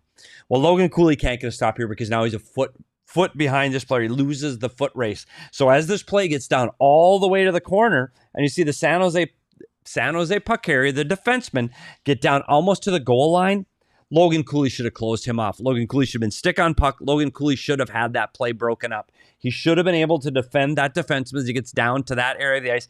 And his job, Logan Cooley's job, is to not allow this pass to get to the front of the net. Logan Cooley's job to stop that pass to getting from the front of the net. That's his job. But here's where we talk about one mistake creates another mistake. The goal scorer is here. Dermott goes to get his stick, so Dermott's back here. If Dermott stays, Dermott's on the puck carrier, but he leaves. So now we've got net front, you've got Brown. Brown's in front of the net. So Brown recognizes this. Brown understands that. Brown's got the guy. Brown has the ultimate goal scorer. He's right there. He's right next to him. But because Logan Cooley is late to his man, that means number 3, he's got the puck all the way here by himself. And number 3 for the Coyotes. Now, Brown has to be able to challenge him this way because he can't let the defenseman have a free pass to the net. That's a more dangerous play. So Brown has to react to the mistake that Cooley made by not following his player down to the defense. So now Brown has to compensate for that. And now Brown has to step out and not allow that defenseman a free lane to the net. So now Brown, what happens? Brown leaves the front of the net to take off that defender, which again leaves this player all alone. And when you watch the replay again, if you get an opportunity, here's Krause. Krause is in front of the net in the hash area right here. So now Krause has to do what? Krause has to cover for the mistake that Brown made, covering for a mistake that Cooley made. So now he's got to get to the front of the net. Unfortunately, as Krause is trying to get down to the front of the net to get to the ultimate goal score, because Dermott's behind, Cooley got beat, Gunther chased his man over to here. When all of these things are happening, the pass comes across, and it's an easy goal for the player in front of the net. So if you go back and look at all of the mistakes that occurred to create just one goal, it starts with Dermott getting his stick. Then it goes with Gunther not recognize where the more dangerous play is. The puck's down here, and Gunther just keeps climbing away from the puck. Then it's Cooley. Cooley loses his player down the wall. So Cooley, to cover that mistake, Brown has to go to the corner to cover that play, and Brown still at this point still has to be able to block that pass from getting to the front of the net.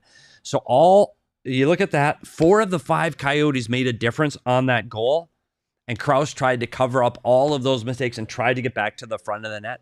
But there's so many more things happening in the speed of this game that creates all of these little opportunities inside the net So that's why we talk about system play. And what system play allows a player to do is understand the rules. So when you give a player a rule and an assignment, like we talked about over here, Gunther, this is your area, that's your assignment. So Gunther knows if the defenseman goes, that's okay. I'm protecting this area of the ice. I protect areas. And that's how we defended, or this team defended under Rick Tocchet and Dave Tippett. They protected areas of the defensive zone, more like a zone in basketball where you see them handling an area of the ice.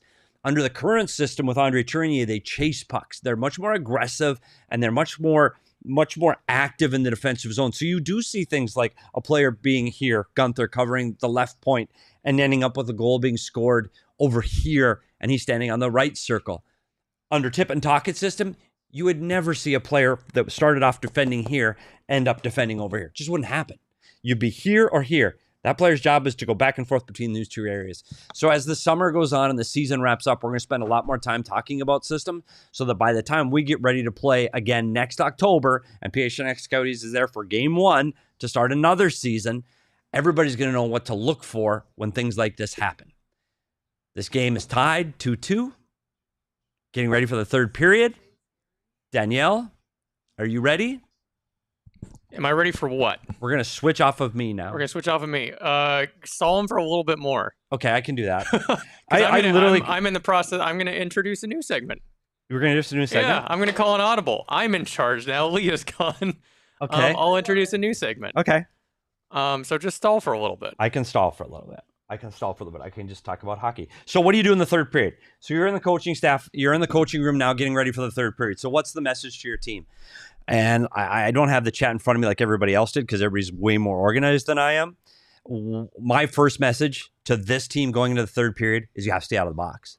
You got Gunther gets an offensive zone penalty. Brown, I know, is retaliating for that fight. I'm almost okay with the Brown penalty as a coaching staff, but you can't take offensive zone penalties like Gunther did. So right now, for me, the number one message on this team is you got to stay out of the box. We can't. Not only have we given up a power play goal, but we lose momentum when we're sitting in the penalty box. We're not generating offense. So stay out of the box, and then from there, I think it's time we get more shots on goal. I think we saw them getting in the offensive zone, especially the Keller Schmaltz line again in that second period, how much time they spend at the top of the zone doing that high cycle that we talk about, and they're not getting to the interior. And I want you to see when Schmaltz and Keller are on the ice, when Schmaltz and Keller are in the offensive zone inside the blue line, I want you to see how much they're up at the top of the zone by the top of the circles. And I want you to just focus on the area between the circles. I want you to look at the area inside the house, as we call it, the slot, the house, the dirty areas. Look at the middle of the ice between the dots, between the circles, because you're going to see Schmaltz and Keller and the two defensemen, usually Mosier and Dursey, are going to be rotating high in the zone.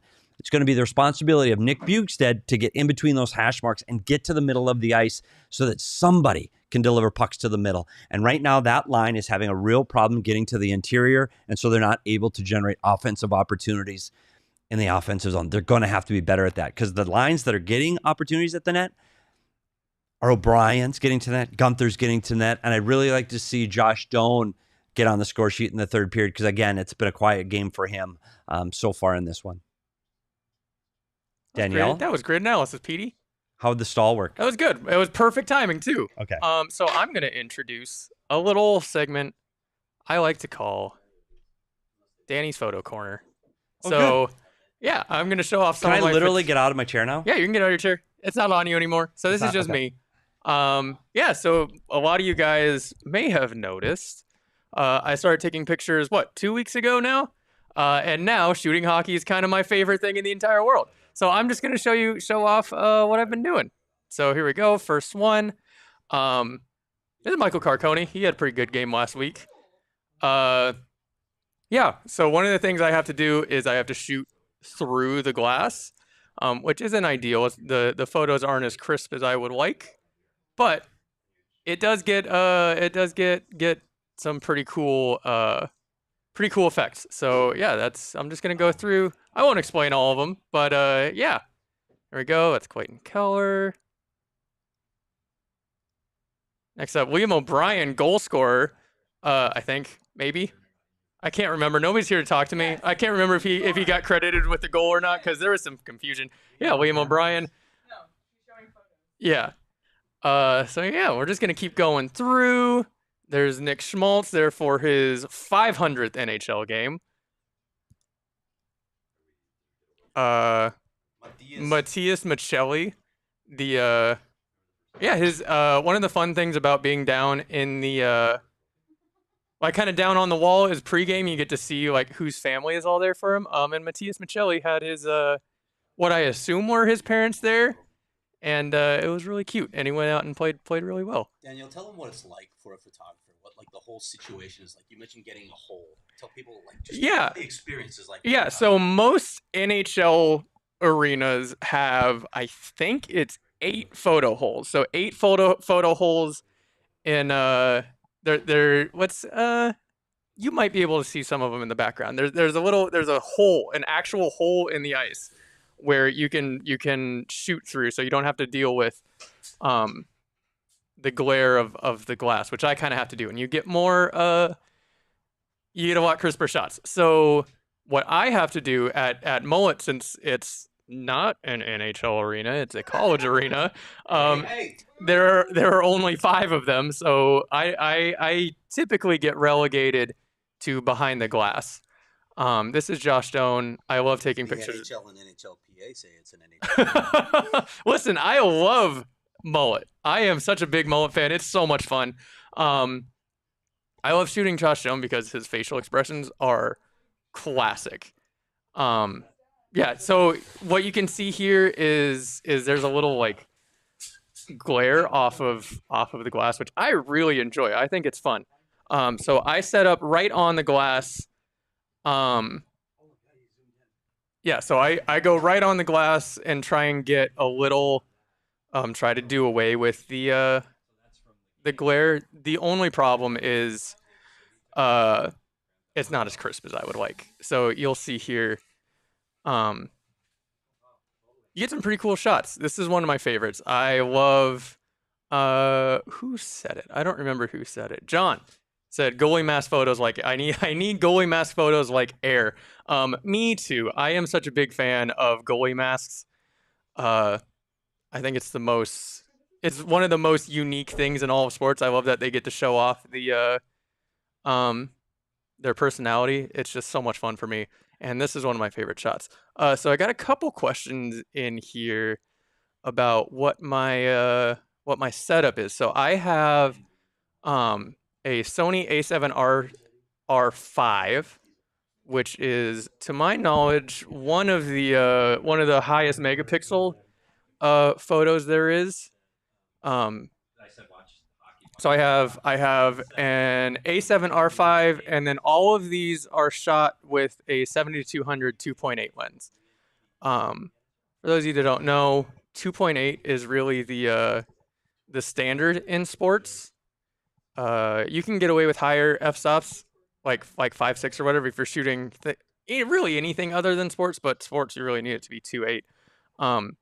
Unfortunately, that's the expensive stuff, so not everybody can get it. For a long time, that was all I could afford.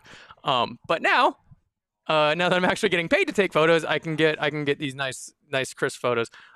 We have a super chat that I'm just gonna read right now. Birthday boy, Charles Woodall Pike says, where did it go? There we go. Hope everyone is enjoying the watch along. This diehard pack fam. Heart. Oh, I didn't see it. Yeah. Hope everyone is enjoying the watch along. Heart this diehard pack fam. Charles, we heart you. Happy birthday. Now go enjoy your film fest. Here at a PHNX, we have a million April birthdays. Mine is on Wednesday. But yeah, so Shelby, yeah, I bet the file sizes are fun with that one. Yeah, so here's the fun thing about Sony's. If you shoot in RAW, the file sizes are massive. I tend to shoot in RAW in low light situations like this. Just, you get, like I said before, you get a crisper shot.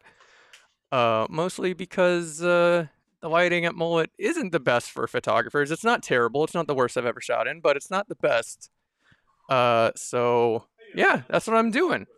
We have Leah back here, so I can stop rambling and stalling. So I'm gonna go back to Leah. Peak birthday. You mentioned your birthday's this week, Danielle? Yeah, it is on Wednesday. Yeah, Danielle's birthday's Wednesday. Mine's tomorrow. Charles today. Eric Ruby today.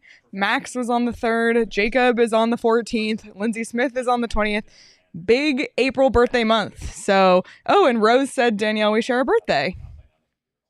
Really? And you know who else's birthday that is, Rose and Danielle? Dylan Gunther. Turning 21, the big 21 this week. So happy birthday to Rose, Danielle, and Dylan Gunther on Wednesday. Yeah, Craig in the chat, files are huge. A raw Sony file is anywhere from 25 to 20 megabits. Just one photo. So they are massive. Especially because they come in different shapes and sizes. Some are long and flat. That was alarming. Are we back? Yeah, we're back. All right. What's up? Oh, here we go. Third period underway. 1955, 54, 53. So again, the key to this 52. period for the Coyotes is one, stay out of the penalty box. Two, they need to get some offensive zone pressure that they just haven't got. Offensive zone time, checked that box, but pressure at the net, literally none. Like challenging shots from the inside and making the goalie make saves, not nearly enough. Yeah. Plus, people in the chat already mentioned it, but Dermott is questionable to return. So that's an unfortunate. That's really unfortunate. That was I still don't like that hit, and I'm really surprised at the location of the ice. Sometimes we talk about a player turning into it, Craig. The low, yeah, I know. Okay. You're hearing things. Javier I hope you guys mentioned get that to word keep too much. working in the NHL. You know? Yeah, Javier mentioned the word relocation way too much. What a loser. The chance he's not watching this. There's no way. If he is, then I'm speechless. So again, drive the net. But again, no shots on goal. It's another, they're just not getting any offense. 17 shots on goal. Lee, what were they after the first? After the first, they had 10 shots on goal. Yeah, 10 shots on 10 saves still, huh? Does it have to be more than 25 or he has to hit 25? 25 more saves. than 24 and higher. Okay. More than 24 and a half. 25 saves. Yeah. He needs 10 more saves. And again, they're not shooting the puck. Like, I know it's not a shot volume team that shoots from everywhere, every opportunity you get, but when you get into an area between the circles or even close to the top of the circles, you've got to deliver pucks to the net. Well, let's see if they can do it now. And I tell you, this is an area, I was just going to say Cooley's gotten much better at faceoffs, and then he proceeds to lose one. What is he tonight, Craig? Who? Logan Cooley in the faceoff circle. Buddy, I don't know. He was 1-0. He was undefeated. He had one faceoff today. Is that true? Or did I not refresh my stuff? It says 0 for 1. No, he's 0 for 4. Oh, 0 for 5 it says on Yeah, mine. now he's 0 for 5. Yeah. Yeah, so he's really good. See what I just said? He's improving? He's really good. He's 0 for 5. Buddy needs to work on that over the summer. And we see that a lot with young centermen. Anybody know what Connor Bedard is in his faceoff percentage? I'll look Is it that up. something we can find? Do we have access to I that? will try and find. We do. We could figure that out? It's easy to figure out. It's easy? Yes. What's Connor Bedard's faceoff You percentage? want me to look? Or is Leah already looking? You're telling me it's easy? 39.1%. See, that's bad. What's Logan Cooley's? I will tell you. I mean, even bad centermen in this league are 48, 49%. That's bad. Like 39 is bad. Logan Cooley's is 38.7. Yeah, those are both bad. That's bad. For the number of draws those two take, those are bad. And again, you talk about getting into the league. It's a hard skill to learn, and you're going against players that are much more experienced. Craig talked about Brad Richardson on the penalty kill. Brad Richardson in the faceoff circle, these guys wouldn't have a chance. Brad Richardson would eat these guys up in the faceoff circle. Antoine Vermette, former Coyotes that are great in the circle. Boyd Gordon was elite. Yep. Elite. One of the best faceoff guys to ever play for the Coyotes. Guys don't know him is Yannick Perreault. Called him No Panic Yannick. Went to the All-Star game just because he was leading the NHL Father in of faceoff. Gabe Perreault? Yep, Gabe Perreault's dad. Yep. He New York led. Rangers He was draft leading the pick. NHL in faceoff percentage and represented the Coyotes at the All-Star game, and nobody knew who he was. No Panic Yannick. Who out Drew said Whoa. both kids, talking about Cooley and Bedard, need to put on some weight. Yep. East Coast Coyote said, I don't think we've seen Blackwood on our screen since the period started. Everything down at our end. Well, here we got the top line again. So we talked about in the intermission. We talked about their ability to get pucks at the net. This again. They didn't hold in the offensive zone, so we can't get to see it. It's just disappointing. Like the San Jose Shark, this last period and a half, it's been Sharks. Another turnover, soft turnover by Schmaltz. God, can't put pucks in the middle of the ice in the defensive zone. I'd rather you do that. Flip it out to the center ice. You know, I have 3 more trivia questions, so I should probably get one out let's here. get one done. To it. People have been very fast. Let's do it by the next commercial. Okay. How much does an official NHL puck weigh? And you must use the metric system. Like frozen or not frozen? Does that affect the weight? I don't know. That sounds like a U of A question right there. I don't know. I just threw that out Good there. follow-up. It was a good follow-up question, Thank actually. you, Craig. I'm very curious to know. I'm not going to look it up. I wouldn't even have a guess because I would say in ounces, but clearly that's not metric. There's a range. Interesting. I know where they used to be made because when Craig and I played, I remember seeing the name. Do you remember they were all made? Czechoslovakia. Huh. Made in we Czechoslovakia. Have a 3-pound guess, a 10 ounce, 150 grams. Metric system doesn't have ounces. 150 grams, couple of those. Your guesses are slightly low on 150 grams. Okay, there you go. There's a range. It's like more than or less than, but with the puck weight. Do you think people they even follow hockey? Do you think they've held and felt the puck though? Like I know, Leah, you've got pucks all over the place. Some of the answers are, never mind. 169 grams could be correct. Shelby. Nice. It's between 156 and 170 grams. That's your answer. Wow. Who would guess that? Shelby. Nice. Ding, ding, ding. John got it too. But John, that was too specific. I think you know what we should Googled do? It's okay. We should have, if we would have known that was one of the questions, but I probably would know where I could read that. Go ahead. We could have made... Oh! Gunther! Dylan Gunther. Check that box. We got one of our legs. That box. Let's go. Let's go. And I thought that play was offsides. We got. Are you kidding me? From Tyson Nash as well. Was it? I thought it was offside, so I want to see it again. See if the video coach was right. No, I mean, on that kind of a play, there was no way I could tell. It was just awkward at the blue line. Yeah, Stan just said they're challenging offside. His mouth. No. It just the entry was awkward. Right here, he's offside. He's offside. Yeah. Okay. Did he tag up though? He might have tagged up. I don't know. You can't tell from there, but I think he tags up. That's. I think Kerfoot tagged up, and they're not going to challenge. That's what I'm saying. A nice shot. That's a Dylan Gunther shot. Yeah, I think he tagged up. 14th goal of the season. The puck carrier put himself offside, but he went back and tagged up. He tagged up. So everything's good. But Petey, the fact that you can see that move, like I can't see these things that fast, like you can. But that was your whole job, like part of your job. That was technically my job. Yep. During the games. During the games, that would be my job. So we would have done that too, and that tag up, because he did put himself offside, but when he tagged up, put his foot across the blue line, tagged up, that made the play no longer offside, and that allowed Kerfoot to make the pass. Good. That's a hell of a shot. We hit a leg. Congratulations. And 2 to go. We're good. Now he still only got 15 saves. There's still 15 minutes left. What a pass.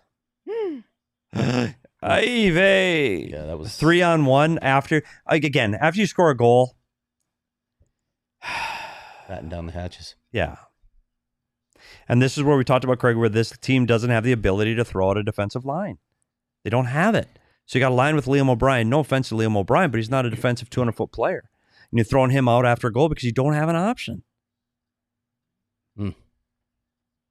I mean, you put out your fourth line right after goal, Carconi and O'Brien, and you give up a 3-on-1. Whoops.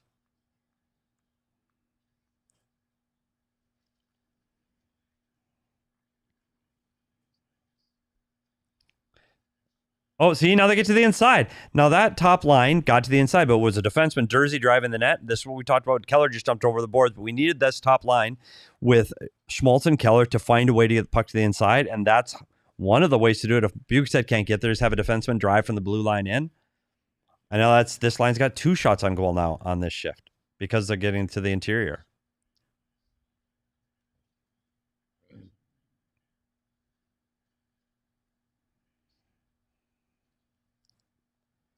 A little bit more speed by these Coyotes in this last, since right before the goal until now. I'd say ice is tilted. All Coyotes. Good. We need the shots, and we need. Oh, I can't. Too bad Keller. It doesn't matter, right? No, Keller did not get a point on that. So. We got to extend the Keller point to 12.3. Have to. How about an empty netter puck line for Keller? Ooh, I like that. I do too. And Keller does not miss the empty net. Puck line Jesus. Keller, I will say this about Keller with the empty net. Keller's going to shoot. That's Unless true. he's trying to help somebody get a hat trick. Yeah. Don't worry about Keller shooting. Good goal by Gunther. Young Guns. Like, when I see his shot, it's just he almost has a shot style. Like, it's crazy. Yeah, his ability to really and the step up. fact that his nickname is Gunner, it just fits. Ow. Did you see that shot with Roenick? Yeah. Do you know he had a shattered jaw right at that point? So he thought he had a loose tooth. His jaw was broken right through here and was separated into two parts. So when you see that picture of him picking at his teeth, he's actually got a separated jaw. True story. Who did it? Craig, do you remember who did that to Jeremy Roenick? Shattered his jaw in half? Darian Hatcher, Dallas Stars. Ouch. At the end of a meaningless game. It was too bad because it was right before the playoffs when the Coyotes were actually looking really good. And that's when JR came back in Game 7 against the St. Louis Blues. Breathing through his nose. In the football-style helmet that who designed? Stan Wilson. Really? Yep. He had to have it. It's before, like, they didn't have the bubbles like readily available back in those days. Like, it was just a different time. The players didn't wear visors and have those things. So he built this really protective helmet thing for him to come back in Game 7. It's too bad. There's so many things that went wrong in that series. 3-1 lead. There were some frustrating series back then. Yeah, 3-1 with 2 games at home. Yeah. At America West Arena. Jeez. And Game 7. Lee, you talk about stress. Game 7 of a playoff series, right? Mm-hmm. Game 7. Yep, that's stress. 0-0. Overtime. Oh, my Lord. 0-0 overtime. Nicky Hobby-Bullen versus Grant Fear. 0-0. What a game.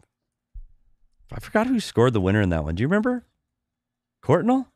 Russ Courtnall score that goal? I can't remember. Anyone in the chat can look that up. Game 7, St. Louis Blues beat the Coyotes. Game 7. I want to say Courtnall, so if somebody in the chat knows who scored that. I know Grant Fear was elite that game.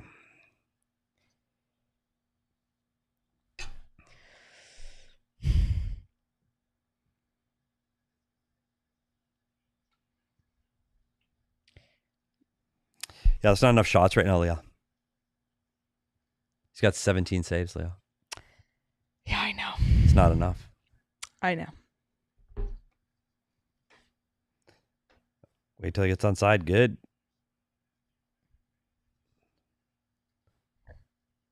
Now, if they knew how important it was on our $5 weenie bet, they might be delivering more pucks to the net. What do you think, Leah? If they said Petey and Leah really need us to get shots on net. They might. Maybe that's the difference. Here it is. Shot. Did that hit the net? I can't tell if it got blocked by the defenseman or if it went off the blocker.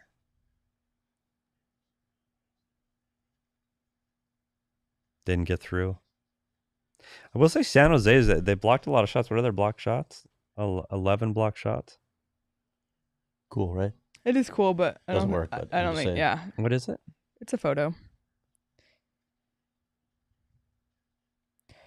I can't believe Liam O'Brien with one hit. Doesn't matter, I know. So we really need the Senators to win because if the Coyotes win this, they jump the Sens. Oh, no. How about this too? Sens are down. Yeah, Sens and Canadians. Sens are down 2-1 right now, and the Canadians are up 1-0.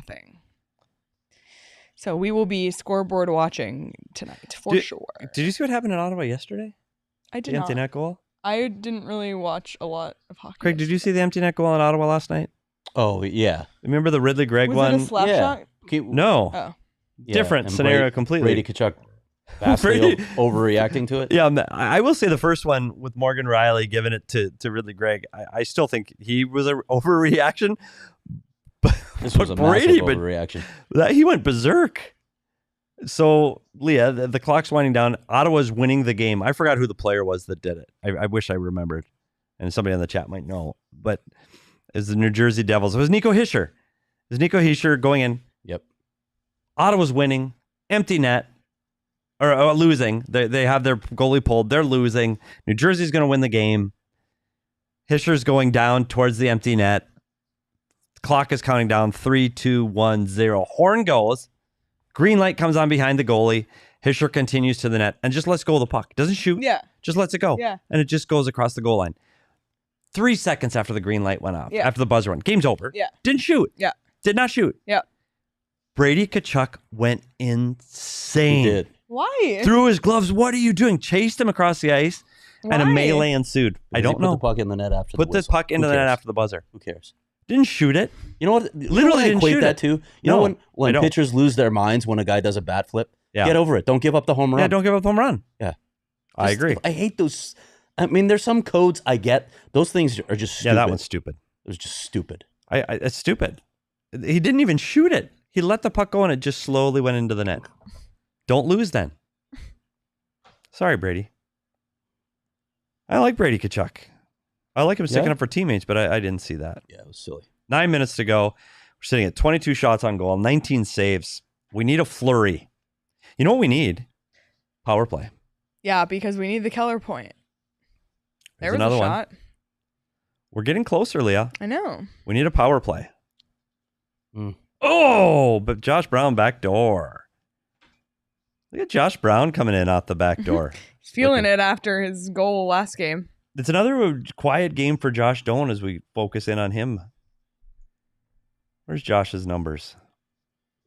Anybody see him? 7 minutes of ice time. Yeah, boy. 7:55. One shot. So They could hop the Senators and Canadians and be within 2 points of the Flames. Really?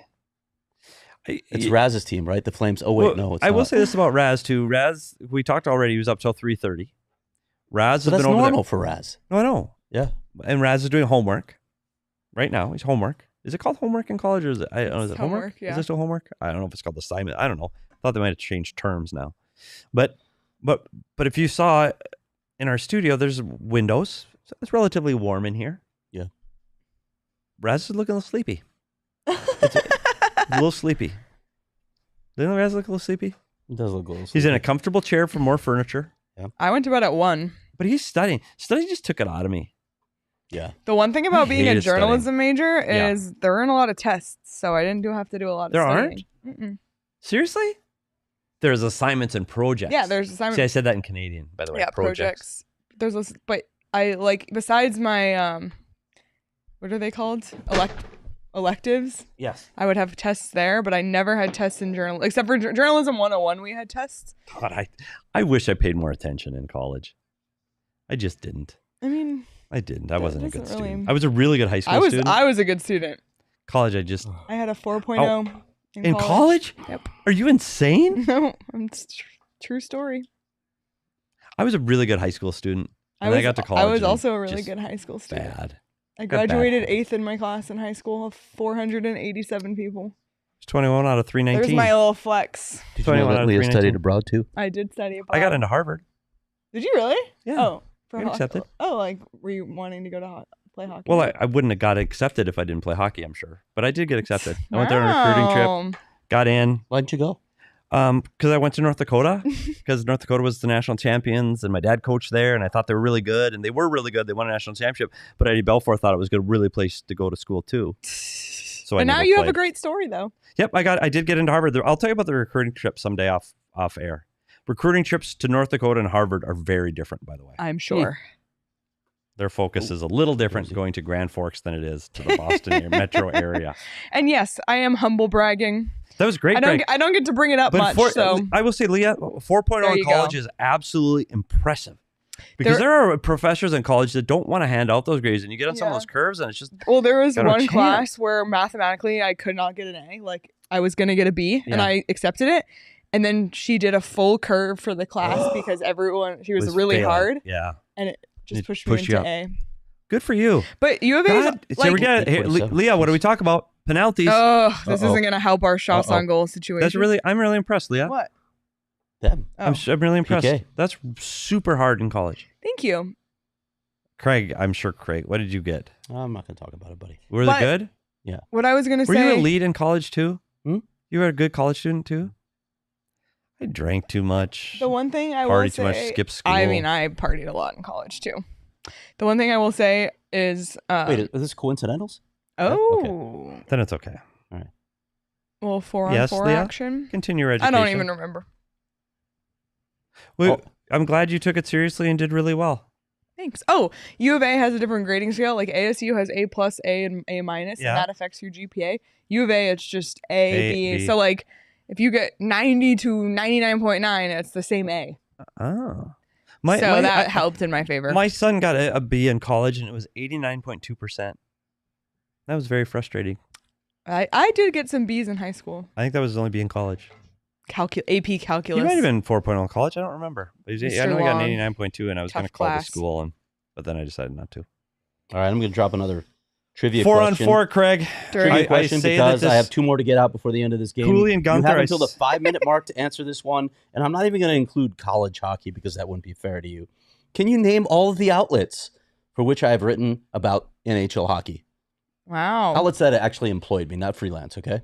Okay. There's 10 of them. 10? 10? 10. Are there 10 outlets in the PHNX, state? Athletic, AZ Central, East Valley Tribune. That's 4. Substack. 5.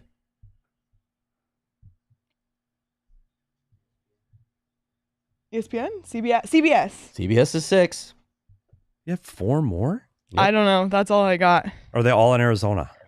No. Oh. Although they had bureaus here. Bureaus here. You're missing one obvious one. Actually, 2 if you think about where we are right now and who was really close to us. Used to be. Valleys? Fox Sports? It was Fox Sports Arizona. You wrote for Fox Sports Arizona? I did. I didn't know that. You got 3 to go. Didn't you do like Is there anybody in the chat helping? or Wow, you got FanRag. FanRag Sports with Jamie Eisner. Is anybody helping us in the chat? Like, they should know. These are the minions. Nicholas has all the same ones I've said so far. There's 2 missing here. Yahoo Sports, AP, and Nope. UPI. I did write a freelance piece for Yahoo, but no. Leah, do you want to talk? One of the advantage for us right now, Leah, missing. is if this game goes to overtime, because the saves for the goaltender would obviously increase, and it doesn't say in regulation, does it? Nope. In the thing? I think it's just in general. So we need how many more? 2. I don't know. I mean, I didn't know any. Can you of them give us anyway. a hint? Well, one of them is local. They don't view us as competition, though. Oh. Did we say the Arizona Republic? Yeah. Yeah, we said that already. I thought we said Is Arizona Arizona Sports. Sports one? Mm-hmm. Okay, so the only one left. There's only one left. And it's not local. Schmaltzy, shot Not on local. goal. Leah, we're climbing up that. That's 24. They're going to hit Like, the button. will I get it? Is it a Schmaltz, outlet 25. that I know? Oh, yeah. But again, I know it's 25, Leah. USA Today? Nope. The Wall Street Journal? Nope. I don't know. New York Times?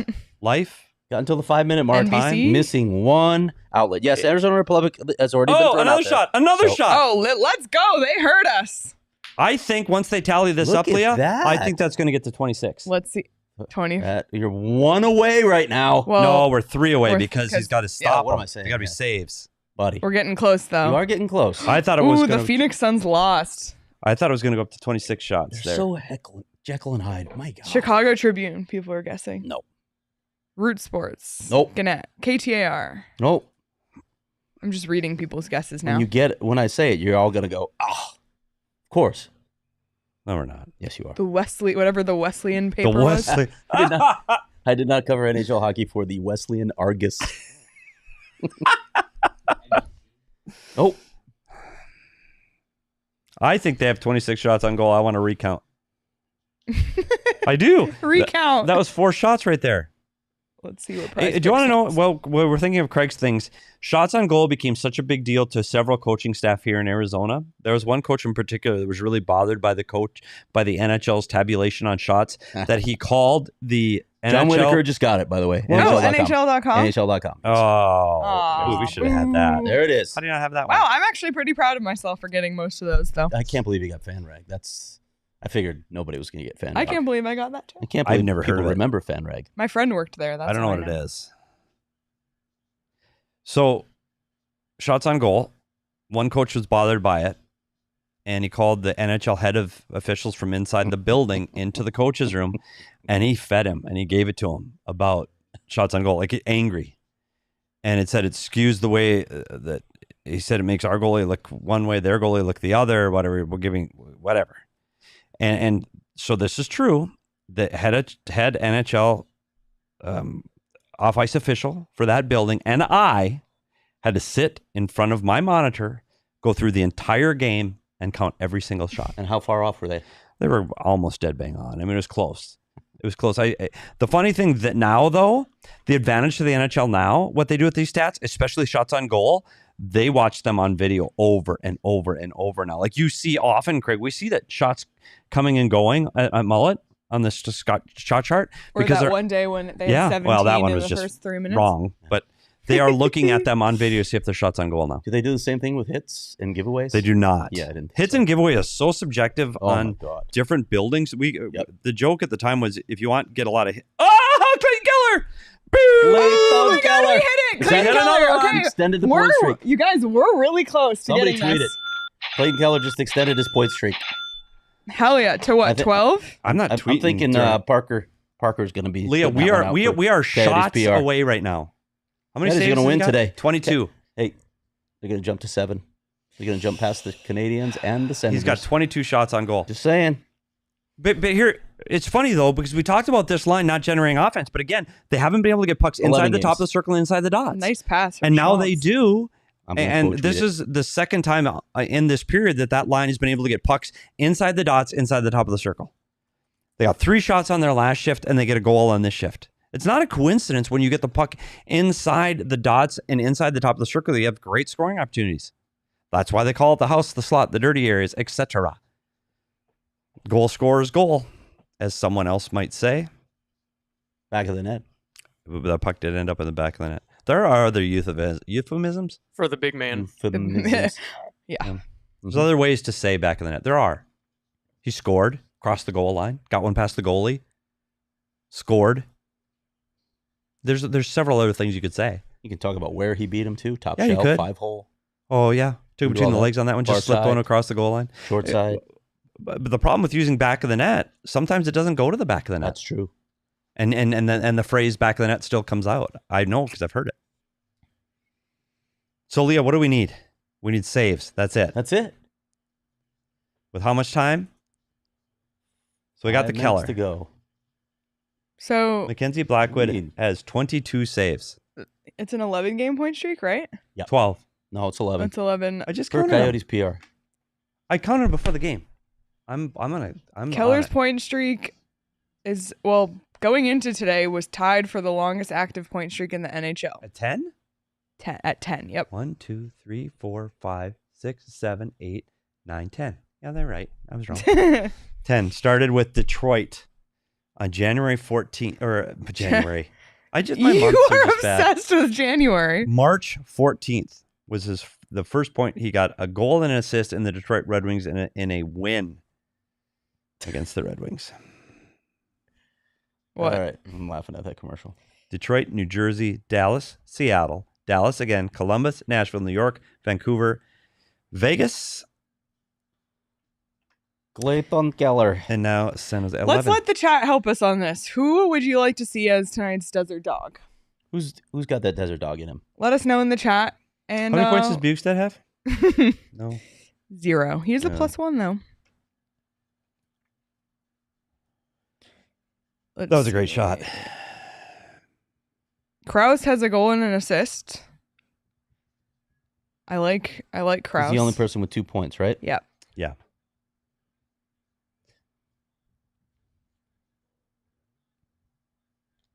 Yeah, I'd have to say he's leading the charge right now. I'm liking Krause. Dale said Bukestad right. Gotta on. go, Dale. Pandering. It is pandering, but I appreciate that from Dale. We can go with Lawson Krause. I like Krause. I like Krause. Yeah, Krause seems to. Gunner's gotten some love. Josh Brown. Valimaki is a +3 and has logged 21 minutes and 40 seconds of ice time. Good for him. By the way. Brown's getting some love too. And Altix, of course. For Kerfoot. taking on 2 guys at once? Yeah. Yep. 3 shots on goal away, and we win our money. LFG. Saves. Not shots on goal. 3 shots on goal. You are correct. 3 saves. 3 saves. Where are we at now? 26. Oof. It's going to be tight, guys. I know. Gonna be 5 tight. minutes to go, 3 shots. It's a power play. Yeah, but what do you mean it's a power play? Liam O'Brien, that's a shot on goal. Oh, there's no goalie. Leah. They pulled the goalie And he with missed the net. 4.5 minutes? He missed the net shots from the on- blue line. Yeah, but the goal thing is he can't make saves if No, he's he not can't. there. Why would they do that? Because There's they're trying to 5 tie the minutes. game. You play the game to win. Hey, buddy. Hello. David Quinn, how could you do this to me? Does he not know? Did David Quinn not get the memo I that feel we like need that goalie in I there? feel like Wow is right. David Quinn owes me money.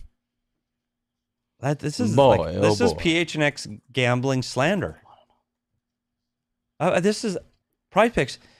Can we get a do-over, PrizePicks? Wow. Well, there's one of 2 things need to happen here. San Jose needs to score, or Coyotes need to score, and I can't root for San Jose to score. So the Coyotes need to put one in the empty net and make this 5-2. So then they'll just put him in. 'cause But again, they who's wouldn't on the bother. ice? Who's on the ice? Third line.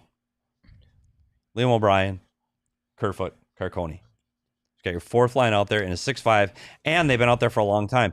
So after Liam O'Brien takes a shot at the empty net, they could have a line change. Now they finally get their line change. You know what their record's going to be since that winless February? I don't. After this win? 10-8. How much? 10-8. 2 games over 500? 2 games over 500 since that 14 They would have done that. game losing So streak if they in would have done February. that during the 14-game losing streak, if you would have gone 14, so you would have gone 8 and 6, 8 and 6. There it is. Empty So netter. 8 and 6 Who got is it? 16 more points. I just looked up. Who got it?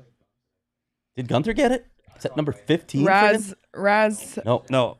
Bugstad. There's your boy, Bugie. You've got that desert dog in the here. stats. Pad the stats. Well, I'm Craig's got me intrigued here. So if they would have gone 2 games over 500 in that streak, they'd be 8 and 6, which is 16 points. It was Schmaltz. It was Schmaltz? Nope. Yep. Keller. Schmaltz from Keller. Yep, Schmaltz. Schmaltz from Keller. So if the Coyotes could have figured out a way to get 16 points during that stretch, which would have been 8 and 6, 16 points added on to what they have now, would put the Coyotes at what? 69, 79, 86. The Coyotes would be, after this win, they'd be 4 points out of the playoffs. Ah, Isn't that amazing? It is crazy. Okay, well, Blackwood's back in the net. Yeah, so which we is have what we needed. 3 minutes. Keep hope alive. 3 minutes, 3 shots. There's no way they're pulling the goalie again. Nah, That's just I don't stupid think so. if they do that. But I don't think the Coyotes are getting another shot on goal. Oh, buddy. Not Craig, another shot that on is goal? rude. That is slander. Why do we use that term in this office a lot? We do it a Slander? lot. Yeah, that's slander. We use it a lot. I don't know if I've ever used that term until I got here to PHNX. There's I a also lot of was- things All right. you haven't said. 2.5 since- minutes that's left. true. I'm dropping my last trivia Trivia? question. This one is for Leah and Raz. How many U.S.-based teams have won the Stanley Cup since the last time a Canadian team won it? How Ooh, many I can do- in the U.S.? Well, 1993 it was There are 25 29 U.S.-based teams, okay, by the so way. 1993 was 31 years ago. In that time, LA won it multiple times, Chicago won it multiple times, Pittsburgh won it multiple times. Did I say LA? Oh. LA, Chicago, You're Pittsburgh. just asking for the number. I'm just asking for the number. Yeah. How many They won it. U.S.-based Oh teams? yeah, they won it multiple times. It's simple math, Leah. It's not the teams. How many? Blatantly asinine, all of them. Yeah, because I'm doing it's 31 years and I'm subtracting how many teams won it multiple times to calculate the number of teams who have won. Oh, I thought it was the number of cups. So it's No. yeah, he was right. It's all of them. So you have to find the actual number of teams. Yes, and that is what I'm doing the by Coyotes eliminating because the Coyotes. Is that Blatantly asinine Tampa? got it. Blatantly asinine got it already. Oh, okay. You said The answer 10? is 15 U.S.-based teams have won the Cup since the last. 15 of the 25 U.S.-based teams have won the Wow. Stanley Cup since the last Leah, time you were one right, I was of wrong. the Again, that's why 7 you were a 4.0 Canadian-based student teams won and the I Cup. didn't go to class. A full 60% of the I U.S.-based skipped teams have won the class Cup so much. since the Canadians won in 93. Whoa. I took classes that I heard you could skip, and that's why I took them. I took a computer class in college They can't do anything to me now, right? Like they can't take my diploma away or anything. No. So Can we get some shots, I had all of the tests before the semester started and was told you don't need to go to the class. Here's all the tests. Just show up on test day. Leah, do we need to? I'm sorry. Do we Not need a to good strategy. Tweet about the post game show since they're already here. No, of course Should we do. just roll right into it? I think we should roll right into it. That would be hilarious. Do we need to even launch? Yeah, can't we just replay Hey, this? watch the post game show. Just do this. How's that? I just Leah, told we're not going everybody. to hit it. David Quinn owes me $10. Yeah, but he has good hair. So maybe the best not hair good since enough. Dallas Eakins. You think? We're 3 saves away, Leah. It was so doable. Dallas Eakins, who came on the show? Where? Australia. That's right, in Australia. I didn't get to go, so I don't care. PHNX Worldwide. I'm hurt. We were so close for prize picks. Sens tied it 2-2 with 5 minutes to go. Prize picks. ALLCITY MLBN. That's right. The MLBN network. Melbourne. Huh? What? Melbourne. Inside jokes. Don't have them. Well, Wasn't you there. know, I would love to be part of one someday. Or as you would say, It's Petey, dinner if time. you were willing to travel outside, your own I don't. 20-mile radius I of don't. your home, then I do not. Prefer not to travel outside my little bubble. Which is Unless crazy it's- because you used to travel constantly. That what do you is think true. Petey would have thought of that meal we got the last night? Oh, at that Asian place? Yeah. Oh, it was so good. Yeah, it was. Shot on goal. Save it. Oh, he Are you couldn't kidding get me? it. You didn't shoot? He denied you. It would have been enough I shots I am anyway. Not getting heartbroken. I am Not disgusted. getting shots. I demand a recount. Not happening. Petey, we need to go through the film and hey, watch you know what? every shot. The Coyotes won a game. Here's what I said. That one sequence, I thought there were 4 shots. They give him credit for 2. That's 2 more. Still not enough. But I think if we go through the video, Well, I got to give Danielle the. thank you to see how fun PrizePicks made a 5-2 Coyotes win over the Sharks on April 7th with 5 games meaningless to go. game. It made it so fun. We had stuff that we were cheering for. I personally loved doing more than fun. because It was easy. you're always cheering for the next thing the whole game. So thank you again to PrizePicks for hooking it up, and they can hook you up again when you sign up with the promo code PHNX. They will match your first deposit up to $100. Again, all you have to do is pick more, pick less. It's just that easy. Make sure you download PrizePicks so that you can make these last 5 Coyotes games as interesting as possible because there are the playoffs and gotta cheer for something, So this was a lot of fun. It was fun. We appreciate everybody in the chat. Thank you so much for joining us. This was great. Stick around on the YouTube channel because we are going live in the next 10 to 15, I'll say. I'll drop the post-game link in the chat right now so you can get over there, and while you're waiting in the post-game show, hit the like button here and hit it there. Everybody, don't go anywhere, and we'll see you in the post-game show. We all silly like the mayor.